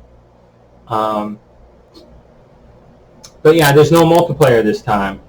Maybe that's DLC for later or something, but as of right now, none. No multiplayer, which is lame since the last one had it. Thankfully, this game offers so much more for a single-player experience than the last one, so I forgive it a little, at least for the most part. And let's get real. Last of Us 2 is a franchise that's it's like mainly praised for its single-player experience, so it's whatever, you know. I didn't give too much of a shit about Last of Us Part 1 multiplayer, especially because it had some wallet rape, DLC, microtransaction type bullshit in it. So, granted, it wasn't that greedy, but, you know, still, you know. So I jabbed this game a little bit for its gameplay. Not quite my cup of tea, but it was still pretty great for the most part. Don't love it as much as the story, music, and visuals, but, you know, I still dig it a lot. Story. Nothing massive to complain about here. Just nitpicks. No major plot holes. I can't explain it better than Amanda the Jedi and Girlfriend Gamer. They summed it up best. I got goddamn teary-eyed like 20 times in this fucking game, you know, or some shit. You really feel bad for the characters, you know, you really do. Like, Amanda did say something I sort of disagreed with, but it's not a real big deal. She said that some of the Abby parts might have worked better as DLC or something. And I think she's got a point, but at the same time, you know how I feel about DLC. What helps make a game like God of War 4 so good is that there wasn't any bullshit like that. It's just like, here's the game, fuckers, enjoy it. Boom! You know? I miss that. Used to get that a lot in gaming. Also, cutting up parts of the game just to put it in the DLC wallet rapey stuff, to me, like, she complained about like the Owen and Abby flashback stuff, and that didn't bug me too much. It was there to show that how her revenge for Joel kept her from truly being happy with Owen, you know. It felt totally necessary to me to implement that into the story to get us to care about Abby more, you know. She also complained about the pacing a little, but, you know, it's kind of on purpose that they Pulp Fiction style chop up the story and feed it to you the way that they did, you know. Keeps your attention. And it worked, didn't it? Amanda does make a fair point, though, about basically liking the Ellie parts of the game more than the Abby parts of the game overall. I feel the same way. And usually in games, they do the beginning stuff best and the later stuff not as good. That's usually how it goes. As a Halo player myself, you know, I'll use Halo 2 as an example, since you jump back and forth between two characters on different sides opposing one another. I like the Chief missions more than the Arbiter missions, you know? Same with this game. I like the Ellie missions more than the Abby missions. So I agree with Amanda the Jedi on that. Usually the new character doesn't get as much attention, sadly, but that's how sequels tend to go, right? You know, I'm a big fan of Halo 2, so that's why the Ellie Abby dynamic worked so good for me, you know. But you know, this is mostly all opinion shit. Remember, love Amanda's take overall, and I'm sure she would agree with me about the points that I just made to a large degree as well. So it's all good. You see, salt right, incels? That right there is called constructive criticism. You know, you're opening eyes when you talk like that. You know, you're not putting people to sleep or making people cringe like you fuckers always do. All right. Yeah, but you gotta have constructive criticism. You know, the opposite of, I hate that tranny, or that game just sucks, or yeah, that's an SJW game. Like, these are not logical arguments. They're not even arguments. They're just you guys being fuck-ups and weirdos. That's what that is. Yeah, some folks, they really hated Abby. Not talking about the Nazi bootlicking dipshit types that want to hate on Abby for the dumbest of fucking reasons, but those who genuinely hated that she kills Joel. I know the feeling. I too lost my father in 2011, and in this game, we lose our father figure, Joel, early in the fucking game, and it's brutal when it happens, you know. That shit was fucked up. Many were surprised to play as her and start feeling for her from her side of the story. Not me, though, because I made this prediction that her dad was the doctor that Joel killed at the end of the first game. And bam, my prediction was spot on, so I already had that gut feeling and turned out to be right. I'm pretty good at figuring out what's going to happen. Also called it at the end when she would let Abby go. I just had this fucked up feeling that the whole time, you know, that they were tired as fuck and have been through way too much bullshit. And I was just like, it's like that Dark Knight analogy I said from earlier, you know. Sometimes actually pulling the trigger is harder than it looks, you know. Like you see earlier in the game, like characters like Owen talking about how they're tired of this life of violence and how they want to get away with it and stop fighting all the time. It happens, you know. People change. People have arcs, you know. Joel had an arc. He used to kill whoever got in his way and did fucked up shit to survive. He was filled with rage for what happened to his daughter, Sarah, you know. But, you know, Ellie comes along and she brings new light into his life, restores his humanity a good bit. After the crazy shit that happens with Henry and his little bro, after Ellie, like, saves him, you know, like, when he almost dies, you know. That kind of brings Joel to make him realize how precious life is again and restores a lot of his humanity. Sorry, this is spoiler talk for those who didn't play Last of Us Part 1. I should have mentioned that first. My bad. But yeah, after that, Joel, he becomes more caring and less shoot first and ask questions later, you know. Sadly, that behavior ends up getting him killed by Abby, sort of. So, sort of what I'm saying is basically that Joel's death is all Ellie's fault. No, I'm just kidding. Of course, it's more complicated than that, and just, wow, you know, the writing fills you with so many emotions and questions and so much potential for a third one. Not like plot hole questions, but just like questions about human emotion and behavior and how we would act in those situations, etc., you know? Like, yeah, like what's going to happen to Lev and Abby, you know? What's to happen at Jackson with Dina, Ellie, and Jesse's kid, you know? What about that crazy guy who sets traps everywhere from the first game, you know? Is he still alive? Bring him back. That guy was great. I could go on and on about the story and how deep it is and whatnot. Great character study for a game. Loved the whole thing, basically. Funny how I didn't feel the rage and hatred of the characters. Instead, I just felt the pain and suffering, you know? But, I guess that's just me. Lately I've been trying to give up feelings of anger lately. And, I just want people to heal and have fun more. Less so with all this fighting shit these days. 2020 is bad enough. Let's work together. And as frustrating as that is to do when you got these alt-right incel bitches out there, fuck it. Gotta try, right? At the end, you might feel a little justified in Ellie going to find Abby and get her revenge. But then you see that Abby's been starved, tortured, scarred for life from her experience with the Rattler dickheads, basically, I mean, they've really taken what little she had except for Lev, the little Asian trans boy there. But yeah, or trans girl, trans boy. Sorry, I'm ignorant about trans, but I know that that's supposed to be the trans character, Lev.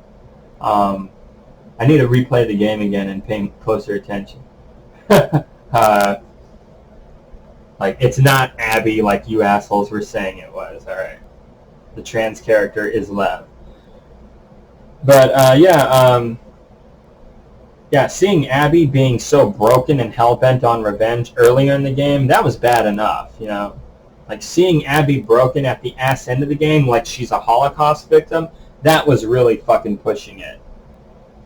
At that point, any feelings of revenge start to quickly start feeling not worth it, Kicking a person while they're down is harder than it looks, and you really feel that in this part of the game, Like, humans are complex, too, Like, the game deep dives into how the human mind often plays out.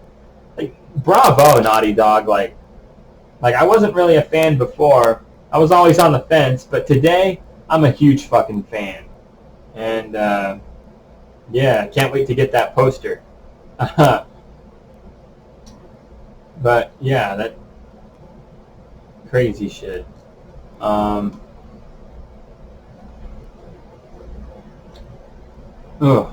need another drink.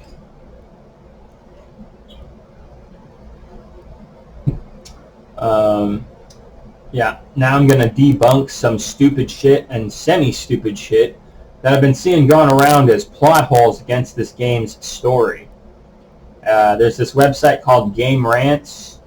Typed it into Google. Plot holes for Last of Us 2. This was the first thing that came up.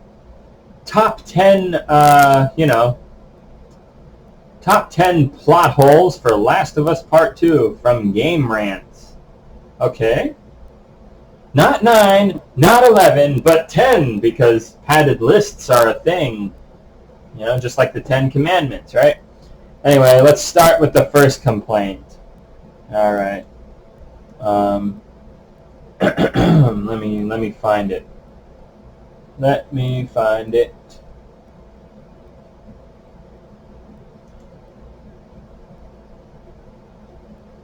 Sorry, my computer is running like ass.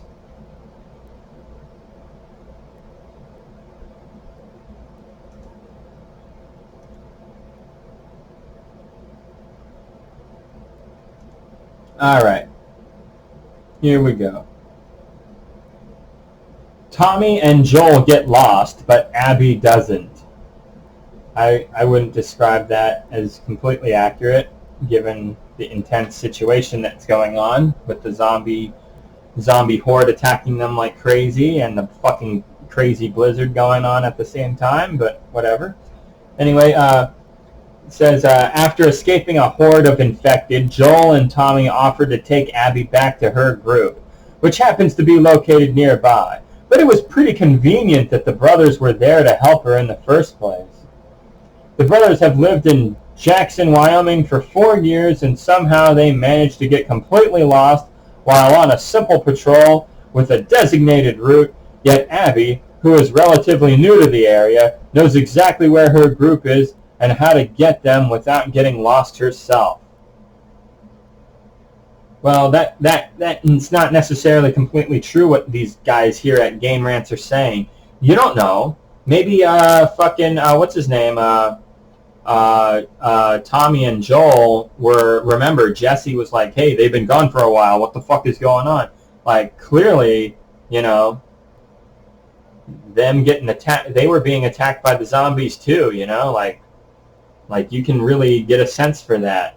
So they're getting thrown off course by this attack of zombies. So them being a little lost and desperate and confused and not exactly thinking 100% straight might be a thing to consider. But yeah, see, here's the thing. Like, who says they're lost necessarily? Like they're in a blizzard surrounded by zombie fuckers looking for a way to find safety, right? I mean, it's more accurate to say that they're kind of lost. Sure, they probably know the area, but during a blizzard and mass panic from zombie attackers, come on, anything goes, yo. Not sure if going back to Jackson would have been the best idea, so they trust Abby, who seems legit at the time. Makes sense. In a time of crisis, you kind of do stuff like that sometimes. No one's perfect, and no one has the best judge of character all the time, People can be tricked. People fuck up. It's called being human. So to say that the Miller bros were lost while she wasn't isn't very accurate. Also, at one point, Joel even acknowledges the location Abby describes as the old Baldwin place or whatever, I think he calls it. Maybe Alec Baldwin's house? I don't know. Just kidding. But it's pretty clear that Joel goes with it because he thinks it's safer and faster. So this complaint isn't very strong. It's not completely dumb, but it's not very strong. All right, what's the next one they got here? Out of place trust. When you include the 4-year time skip, Joel had lived in the post-apocalyptic world for 24 years, and he managed to live that long because he did whatever he needed to do to survive. But he was also very careful when dealing with strangers. Joel ultimately meets his demise because he willingly walks into a building with multiple armed strangers who he seemingly trusted immediately simply because he and Tommy saved Abby's life. And the dumbest thing of all is the fact that both Joel and Tommy use their real names. Alright, yeah, that sounds like a fair complaint on first glance, but like I said earlier about Joel, he's become more trusting in his older age. Also with the guilt that he may very well have doomed humanity, he's clearly looking to be more empathetic towards human life. People can change, Durr. So to say that he has a wacky judge of character, not really. It kind of makes sense, actually. Also, at one point he starts to get a bad vibe from them, but it's too late, sadly, At that point, he gets a gunshot blast to the leg, The alt-right thinks the devs did him dirty, as if he's a weakling to be slaughtered like nothing, which just goes to show you that the alt-right think that if you get jumped and overpowered, it means you're weak. Like, seriously, alt-right, go fuck yourselves? That's a really shitty mindset to have. You guys are being fucking stupid. And the point about using their real names is also dumb, considering lots of people are named Tommy and Joel, like, what, Like, is Abby going to pull insurance fraud on them? Like, will she get their social security numbers now? Oh, no. And Joel always knew that he was going to face the music after the sudden pain of being shotgunned in the leg, Like, he just tells Abby to get it over with. It's implied that he's been waiting for a day like this, He knows it's his time. And so do you, Game Rant. Right? I would imagine, I would hope.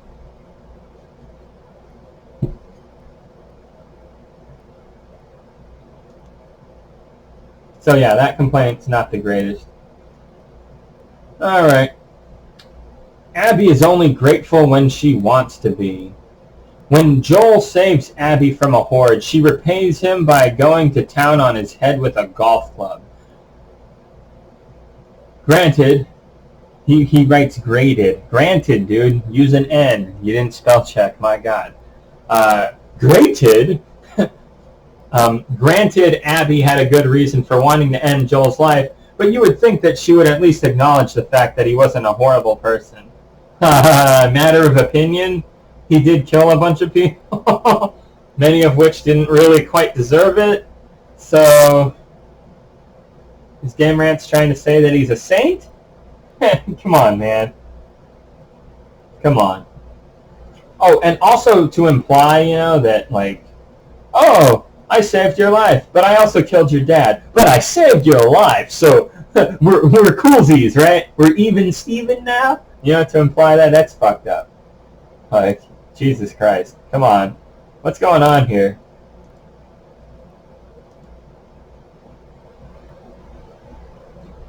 But yeah, like this complaint, it doesn't address the reason why she kills Joel in good detail, It's not just that he killed her dad, but also potentially doomed humanity to the future. Like I said, a horrible person, fucking debatable. And what about all the other Firefly type dudes that are probably related to her and her dad and her friends? There's probably some fallout from that too, right? I swear to God, this article wants me to side with them so badly that they want to push their opinion as fact, And let's not go crazy here, okay, Game Rant? As for Abby helping Lev and Yara, it's called an arc, Like, it's called an arc.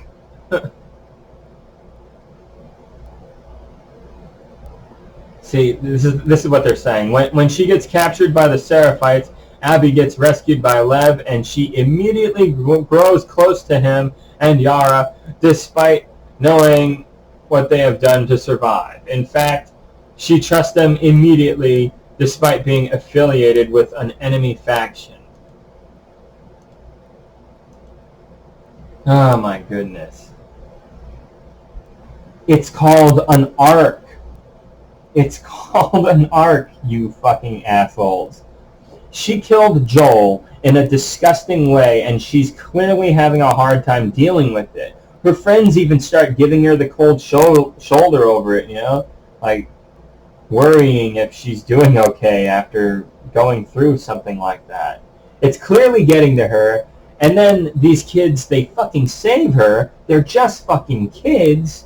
And her guilt spills that much more over, and then she feels that she needs to save them in order to save her soul. It makes sense, dudes.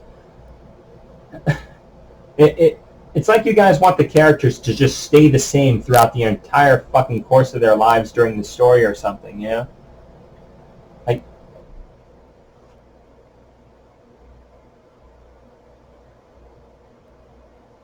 oh my goodness. Like I said, like, Joel saves Abby, but he killed her dad, several Fireflies, and potentially doomed humanity. Like, come on, guys. Anyway, let's move on to their next complaint here.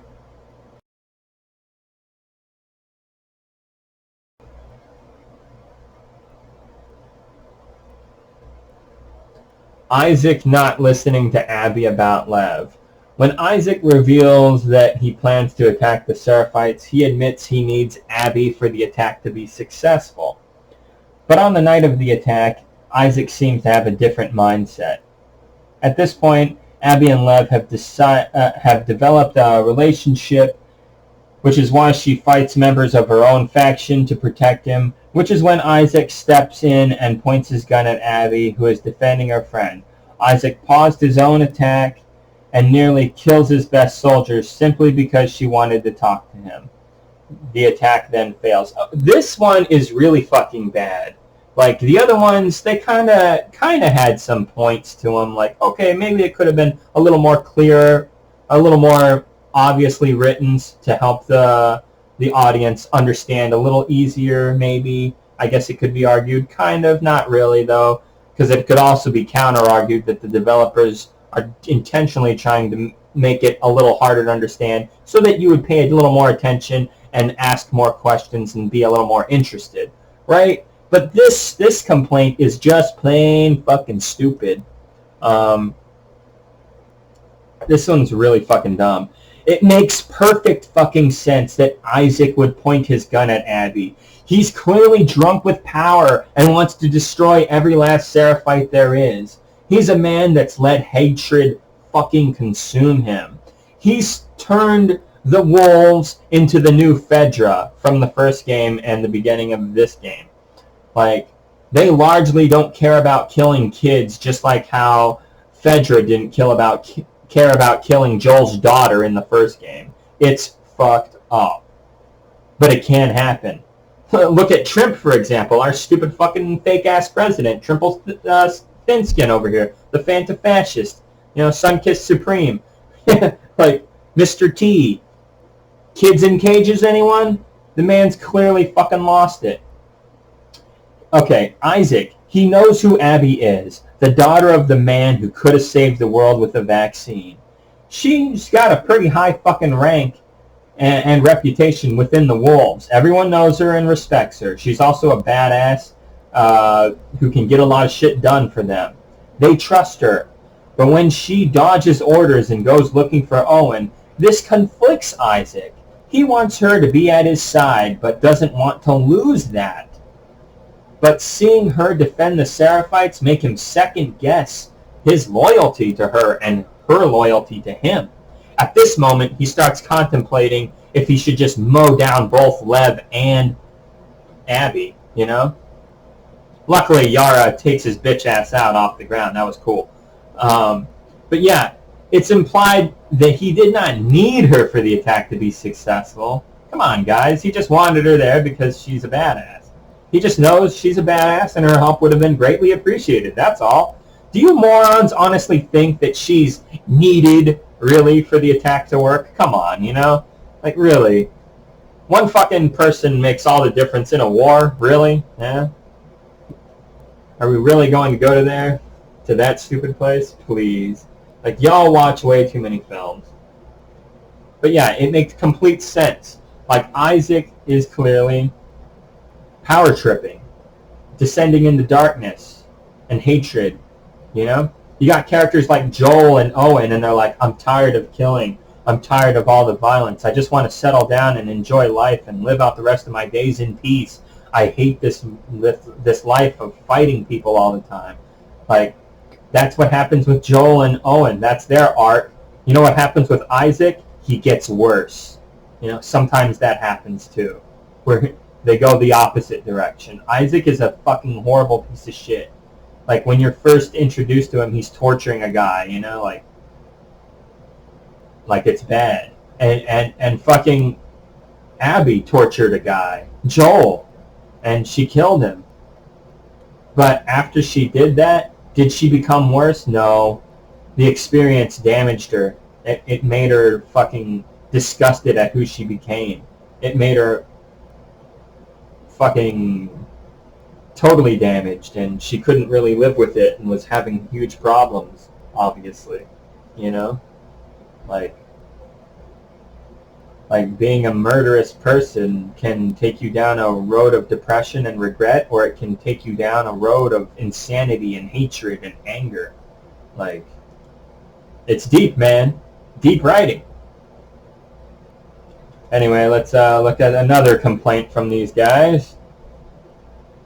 Sorry, Game Rants, if I'm being insulting and calling you guys morons from time to time. I don't mean to be so offensive. I just get a little worked up, but these arguments you guys are making are not very good. My goodness. Okay, here's the next one. Don't worry, guys, I don't have corona. Dina offering Ellie her mask. Alright. We all know that Ellie is immune, but she still wears the mask to hide the fact from others for her own safety.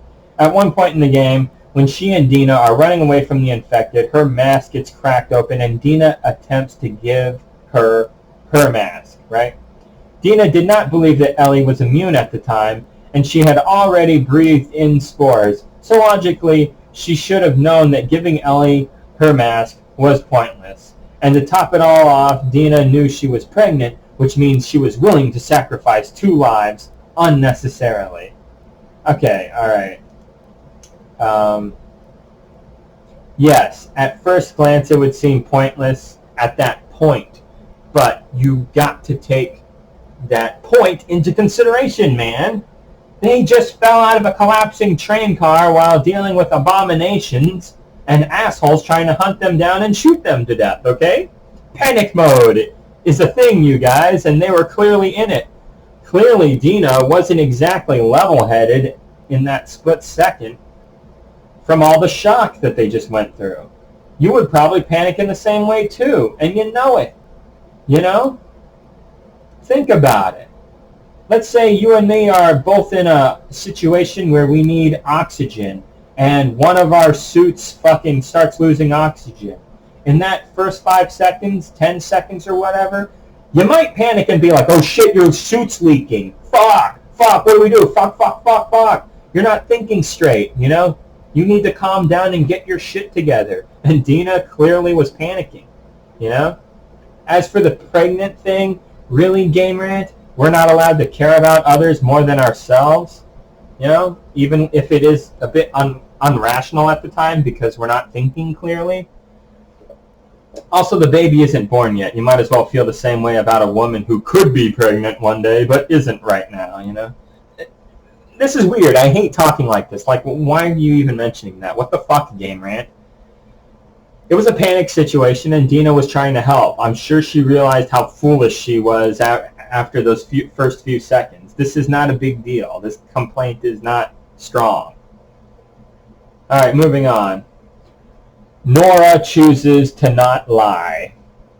Eli eventually tracks Nora to the hospital visited in the first game, and after bringing her to a spore-infested area, she offers Nora a quick death as if she tells her where Abby is. Nora refuses, and Ellie goes on to violently interrogate her. Nora eventually gives Ellie an answer, but for some reason, she gives her Abby's actual location. She could have lied easily to Ellie, and the end result would have been the same, especially since Ellie would have never known that it was a lie until she actually got there. Alright, this one seems logical, but it's not. Well, it's maybe semi-agreeable to a degree. Just listen, hear me out. See, a lot of the time when you torture someone, they often hate you because you're destroying their body and causing them harm. Duh.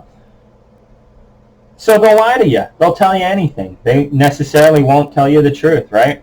Torture doesn't always work. But here's my counter to that. They didn't show you the entire interrogation. Just some pipe bashing, and then the screen goes black, and then fast forwards to Ellie back at the theater. Right? You don't know exactly how it went down. Also, Ellie gets back, and she's clearly horrified about what she did to Nora in order to get her to talk, so to speak. Clearly, it was more fucked up than we got to see. And finally, Nora was also losing her mind from being taken over from the infection. She could have easily spilled the beans then without even fucking knowing because, you know, perhaps during the infection process, she slipped out a little truth, you know, similar to a drunk or something, you know? Think about it. If your mind is not 100%, you might not be able to understand how to hold back a lie, and you might slip up. When Jesse talks about it later, you know, like Ellie somewhat lies about how dark the experience was, but she acts this way because she doesn't want Jesse to think any less of her. She clearly, so clearly, we don't know the full story of what happened to Nora and Ellie ultimately once Nora fully died. I agree that maybe this part of the game could have been written a little more clearly, but at the same time, not a big deal. And also, in that moment when Nora starts coughing and she's being interrogated and she knows she's going to die because she's getting infected by the virus, and in that moment, she realizes that Ellie is the girl who could have been the vaccine, the cure. She realizes this. And it could also be argued that in that moment, Nora was like, okay, you obviously have been through a lot, just like us. So maybe it's fair that I give you the actual location of Abby, you know? Maybe, right? You can't rule that out either. So there's a few scenarios here that counter this argument. Sorry, it's not very good. All right, moving on.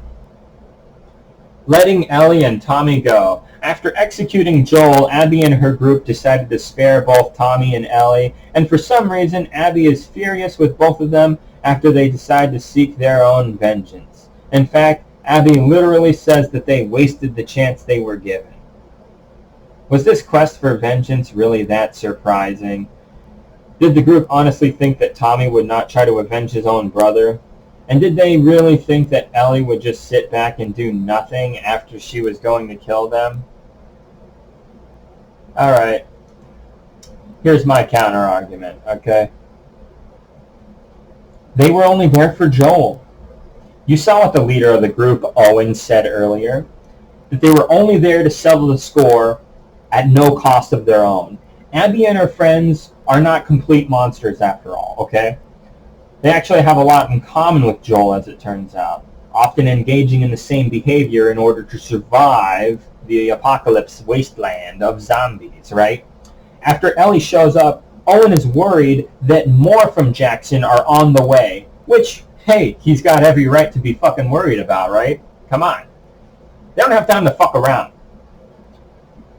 They had to finish off Joel and get the fuck out of there. That's what they were going for. That's what Abby has been building herself up for the past 5 years, you know? Like, clearly Game Rant didn't think this through. Like,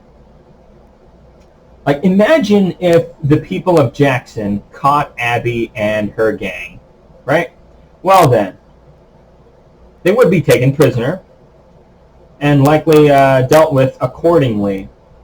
But if they told their story of why they were just there to get revenge on Joel, then it would be somewhat justified. Joel totally fucked them over, and especially Abby, right? He did murder her father and potentially ruin a cure for humanity, not to mention Joel killed a lot of the other Firefly types who are likely related to many of those wolves in that room. You know? Like, if they killed Ellie and Tommy with no justification whatsoever, and then they ended up getting caught by the people of Jackson, you can bet your ass that they would have dealt with Abby and her friends in a more extreme way. You see that Maria lady? That bitch is hardcore. So you got to take that in consideration, Game Rant. So this complaint isn't the greatest complaint ever. You know, sure, it feels dumb that they didn't finish off Ellie and Tommy in a way, but when you think about it more, it makes sense, okay? Think about what I just said. Dina even brings it up later to Ellie that it makes the player think, you know, like, why didn't they kill you, you know? And Ellie's just like, I don't know, but they're stupid, they fucked up, you know? This isn't a mistake or whatever in writing, okay? This is intentional to show you that both sides don't think that they're the evil ones and are trying their hardest to not be evil in this fucking shitty world. You guys at Game Rants are not paying attention. Alright. Like, I thought my attention span on game stories and stuff was bad, but this is pretty fucking bad. Alright, moving on. Ellie letting Abby go. At the end of the day, Last of Us Part 2 is a story about revenge and what it does to people. But in the game's climax, we never get to see Ellie get her revenge because she chooses to spare Abby's life at the last minute. Ellie realizes that revenge isn't the answer, but she only realizes this after she's taken the lives of dozens of people, most of whom had nothing to do with Joel's death. So this epiphany just seems hollow and completely out of place. Alright, that's a bit of a stretch to say that, but alright. Like, how is it hollow and out of place? It's called a character arc, alright? When you've had enough, okay? I already talked about this happening with Owen, Abby, Joel, and now Ellie, okay? Oftentimes, yeah, even Dina, you know, she's just like, we're done with her, you know, that bitch. She doesn't get to be more important than our kid in our life, you know? Like, oftentimes when one is in a violent lifestyle, they want out, okay? Other times they get drunk with power like Isaac and become worse. You know, Isaac is one of them, the cannibals, the rattlers, you know.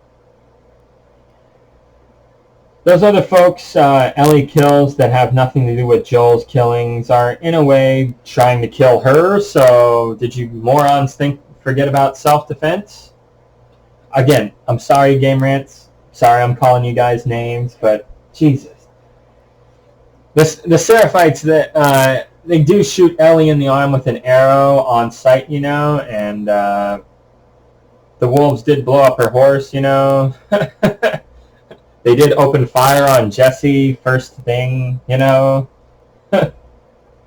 Like, kind of hard to feel bad about killing assholes who are trying to kill you. Just saying, you know. I mean, you probably do end up feeling bad about it, but still, you know what I mean. Also, the game. Let's get real, Game Rants. You know, all of us human beings have a side to us where we treat others worse than we treat the ones that we care for more, you know? Ellie didn't know those assholes trying to kill her. Also, it's a game where you gotta have the killy parts, right? Come on. So, anyway, she ended up learning about Abby's struggle later. And after seeing Abby had been tortured Holocaust style, maybe that was enough for Ellie. Clearly, it seems to be the case. She did let her go after all. Alright. Let's see, what do we got here? The 9th one. Ellie being upset with Joel. After a decent amount of progress, we see Joel finally tell Ellie what happened at the end of the previous game, and she was not happy to learn the truth.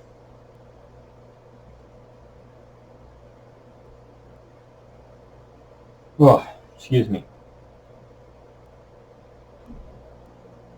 She was not happy to learn the truth, to the point where she did not speak for him for well over a year. She hated Joel because he saved her life, which would be justifiable if there was a 100% chance that her death resulted in a cure, but that wasn't the case. And the Fireflies didn't even give her a choice in the matter, despite knowing all this. Ellie still hated Joel and disregarded all the memories they created together. It's odd to set an entire revenge plot around such a relationship. You're just lying right now, Game Rants. You know, this stuff you're saying here is just over-the-top, outlandish lying, you know? Good God, let me read this again. She hated Joel because he saved her life. Is that completely accurate? He fucking lied to her for the longest time and kept a lot of other things from her, too. Jesus. You know, like... Oh, my goodness.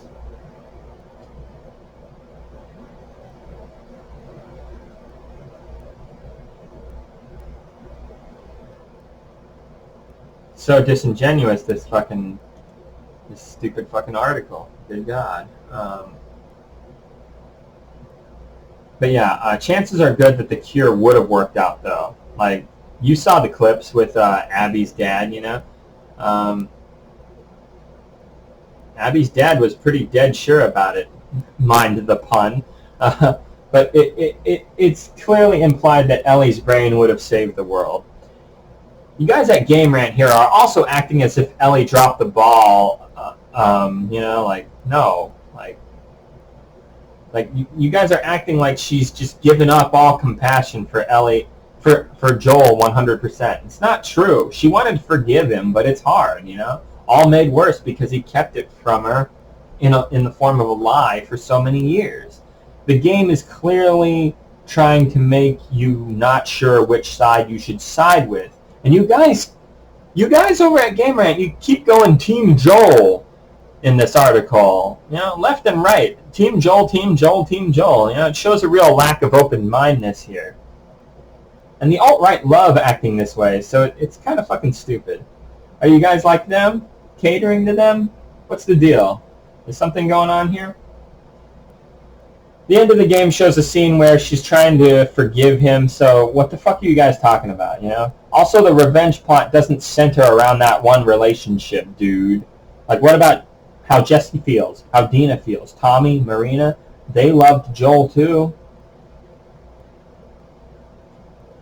Anyway, let's look at number 10. Wait a minute. What the fuck? Yeah, for some reason there's 9. You know, it says 10, but there's only 9. What the fuck, Game Rant? Anyway, I give this game a 10. No, not a 10. What am I saying? I give this game about an 8 or a 9 out of 10. Maybe a 9, you know, if I'm feeling a little generous. Don't take me too seriously, though. I'm not perfect. This is just my opinion. Some facts, too, but, you know, it's just my opinion, really. As for the game, Rant's plot holes here that I just fucking debunked, for the most part, I give them like a 2 out of 10. You know, nice try. And some stuff, I guess, could have been more clear, but that's about it. Some things are not clear on purpose as to make you think a little harder, too. You know, you got to take that into consideration. You know, thinking. You guys at Game Rant didn't do that much of, you know, when you were making this fucking list of plot holes. The Isaac one was really fucking stupid. Anyway, here's a list of plot holes from my perspective. Does Ellie have a waterproof backpack? Because her journal not being shredded paper mush at this point, like we can clearly see guns going in and out of the water. I'm surprised they work as reliably as they do. Some characters take an arrow to the shoulder like it's nothing in this game. That's kind of stupid, but I did do some research, and getting hit by an arrow tends to be nowhere near as bad as getting hit by a bullet. So the rest can be sort of just chopped up in the gameplay stuff, right? There's a part where a big Seraphite smashes through the door with a big hammer, and he grabs Ellie and tosses her, you know? Like, why didn't he just overpower her and choke her to death right there or something, you know? Like, I don't get it. Instead, he throws her over the table, giving her a chance to, you know, like, regain control and get the upper hand. And at that point in the game, they let you play as Ellie, and I just pulled out my Magnum and shot him once in the face. Dirty Harry style, you know? You know how I do it. He fucked up. Pretty stupid on his part. But maybe, you know, he's just a big dumb shit and he wanted to have his sick way with Ellie or something. I don't know. They do like to capture people and hang them and sacrifice them and shit to their weird god and stuff. So he has a Seraphite after all. They're largely monster people. His cult is filled with wackadoodles. So I guess it's not a very good complaint on my part. I take it back. Oh, here's my big complaint. What's up with Ellie living in some bitch-ass little shack while Joel gets this big-ass 2-story house? Right? Like, how is that fair? What the fuck is going on there? You know, I don't get it. Hey, Ellie, this is going to be your new place from now on. It's not much, but, you know, I love it, Joel. It's great. It's perfect. Oh, really? That's wonderful. See you at dinner time, kiddo. Bye. Like, is that how it went down? I don't know. Anyways, so yeah, guys, I'm glad I broke my one rule of buying full-priced games at launch. At least this one time, for this one game. Probably won't do it again for a while, you know, but it seems that my faith in gaming is coming back in a more positive and more interesting way in a lot of ways, to a large degree, and that feels really good. Sure, tons of microtransactions are a thing. Sure, developers often get treated badly in the game-making world. Sure, you know, there's a lot of Nazi bootlicking incel fuck-up types out there and fanboys and whatnot, yeah, and they're into gaming, and that's annoying. But despite those lame-ass problems, after the dust settles, you can usually find some fucking roses out there, you know what I mean? This year has been fucking lame, and I mean, fuck. I almost died, you know, about a week ago. That accident could have easily gone south for me and my brother and the other driver, you know. yeah, my brother, the other driver, myself, we almost fucking died, all of us, you know? Like, Jesus. Games like Last of Us 2 make me grateful, you know? They make me respectful. They make me less ignorant of others around me, you know? And great work, Naughty Dog. You told a story that a lot of us really needed to hear that we didn't know that we needed to hear, you know? And those are the best fucking stories. Especially given the time we're in during 2020, you know? We got this rampant fucking virus, unemployment massively higher than usual, moron leaders, you know, sicking the shitbag fucking cops on us, you know? Fuck the police, man. Fuck them. But even still, we fight through it because that's what the fuck we do, man. Life is pretty crazy, you know, and this game reflects that largely. So it's good stuff. Good stuff, guys. I hope this game gets Game of the Year, or at least lands in Game of the Year for the running. And before you Salt Right Shows say that this won't ever get Game of the Year, remember, you fucking morons, 90% of Game of the Year is chosen by the critics. 10% of Game of the Year is chosen by randoms. You assholes are not even 1% of the downvoting, super negative asshole haters, okay? Like you guys are nothing. Lastly, I'll read one last thing as a counter to Robin Gaming. Yeah, this little Jon Snow looking weakling guy. His dumbass video known as the Naughty Dog Agenda. That guy's a bit of a jackass. So this was pretty great, actually, you know, and what I'm about to read you is pretty great. Not his video. His video is fucking dumb. His argument in his video is a worry towards the story that The Last of Us 2 is going to shove LGBTQ stuff in there, and it'll be forced down our throats, in which, in turn, it'll ruin the story. Like, alt-right bootlicking scumbags like that GLL prick that I told you guys about that I was foolishly watching in the past, he expected me to entertain this mindset. Nah, that's okay. I prefer to not take tips from fairly meaningless gamer bro channels. But hey, to each his own, right? Anyway, I just thought this was funny. Listen, this is what this person wrote on Reddit, which was hilarious. I know Reddit sucks, but this one was really funny. He says, I finished The Last of Us Part 2 over the weekend. It was fine, but some aspects of it really rubbed me the wrong way. I just don't understand the narrative purpose it served for Tommy and Maria to be a married couple. They talk about their marriage and how they desperately separate at the end. It was really off-putting because it felt like they were forcing it down my throat. What's the reason that they had to be together? To score brownie points for straights? I tried to brush it aside, but we got introduced to Abby. It's clear very early on that she has romantic feelings towards Owen. More straight stuff? And then the two have a sex scene. It's very in your face and just screams agenda. It seemed like Naughty Dog just wanted to appease the straight community instead of focusing on the story. There were some natural and organic characters in the game, like Ellie, Lev, and Dina, who had a male partner in the past, but they just had to ruin it by forcing an agenda. I don't have a problem with straight people. My landlord is straight, but I do have a problem with them having to be in everything. I was playing this with my 7-year-old, and after a couple of murders, dog stabbings, and blowing people's heads off with shotguns, I just had to take him out of the room when Owen and Mel kissed. It's just ridiculous that we can't have family-friendly entertainment anymore.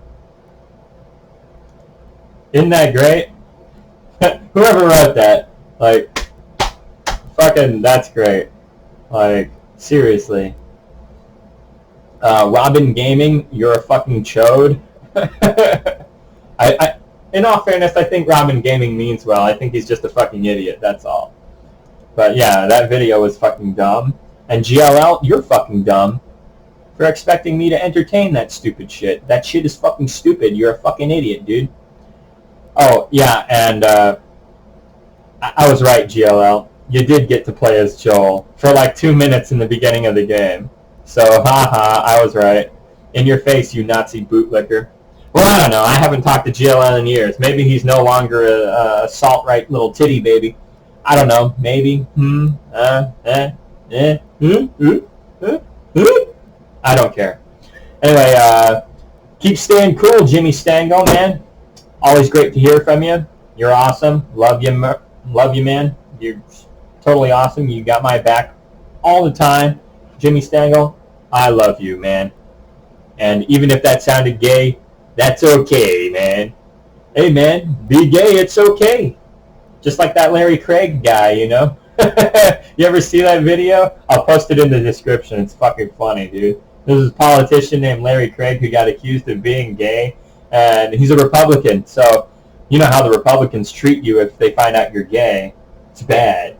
And so he was all like, I am not gay, nor have I ever been gay. And he says this in front of like a rainbow-colored podium. And when he's walking away, like people in the audience are just like, come out of the closet. What if you were gay? And this one redneck is like, it's okay to be gay, man. It's okay. Be gay, man. It's okay. It's fucking funny. But, yeah, Jimmy, I love you, man. And, yeah, I hope to hear from you always. Eric Lee, I feel like I scared you off, Eric Lee, you know, like that, or you're just busy. I hope Corona didn't get to you. I know in my last video I sort of let you have it, and I'm feeling bad about that, especially after a game like Last of Us 2, you know, really kind of opening up my feelings about how I should behave around other people. I really cherish our friendship, Eric. You know, the hatred of political differences don't get to be more important than our friendship, right, Eric? I'm sure you can agree with me on that, right? I mean, we're in this together on that, right? Like my buddy Glenn, I'm always telling you about, he's more right-leaning than I am for sure, but he's like a brother to me. I grew up with the guy, you know? And I feel the same way towards you, Eric. You know, I've known you for years now, you know, and anyway, I haven't heard from you in a little while, a few weeks, so I'm a bit worried about you. I hope you're doing okay, and I hope we can get back to our conversations like before. Love you, man. Stay safe. Get back to me as soon as possible.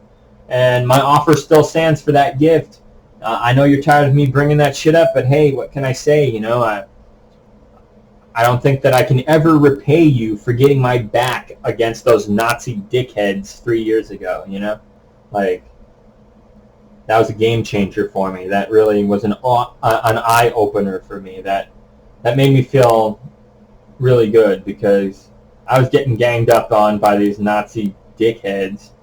And you and Jimmy, especially you were the only one who really stood up for me, and I really fucking appreciate that. Like, that really means a lot to me. So we might have small fights from time to time, like any normal friendship, but like I said, you know, that doesn't beat our friendship's strength, not by a long shot, you know. You hate Biden a little more than I hate Biden. You dislike Luna while I think she's okay. Big fucking whatever, right? Who cares? No big deal. Anyway, I'll shut the fuck up because I'm getting all corny and shit. Life, right? It's crazy, I swear. Anyway, take care, everybody. My shop, it's making good money despite this country being fucked in the head, especially in 2020. Not as good as previous years, obviously. Our dipshit fake president and his fake-ass administration suck shit through a fucking crazy straw, but don't worry. Their time will come soon enough. Anyone waiting to piss on their fucking graves needs to get in line behind me, that's for sure. Oh, and I just wanted to mention one last thing. Cass Eris. That's Casseris. Cass Eris. Great breadtubery type person. She rocks. Does great psychoanalysis stuff. Calls out the flaws and just plain fucked up stupid bullshit regarding other known people in the psych world. Particularly the lobster boy himself, Kermit the Frog. That dude is a fucking joke. I swear to God, that joke That joke of a man is the laughing stock of the psyche world, you know, psychology world. So it's cool to see someone like Cass Eric amazingly take his bullshit down and throw it in his fucking face. Go check her channel out. She's a badass. She's great. Love that woman. She knows her shit. Anyway, guys, yeah, that's pretty much it. I gotta fucking work tomorrow. Lame. But whatever. Making good money. It's all good. And yeah. I think I'm going to upload some videos of some of my pets and whatnot. And I know I've said that in the past and I never have. But I actually think I'm going to do it this time because my phone isn't a piece of shit anymore. The replacement phone I got a little while ago is alright. So anyway, that's that. I'll catch you guys later.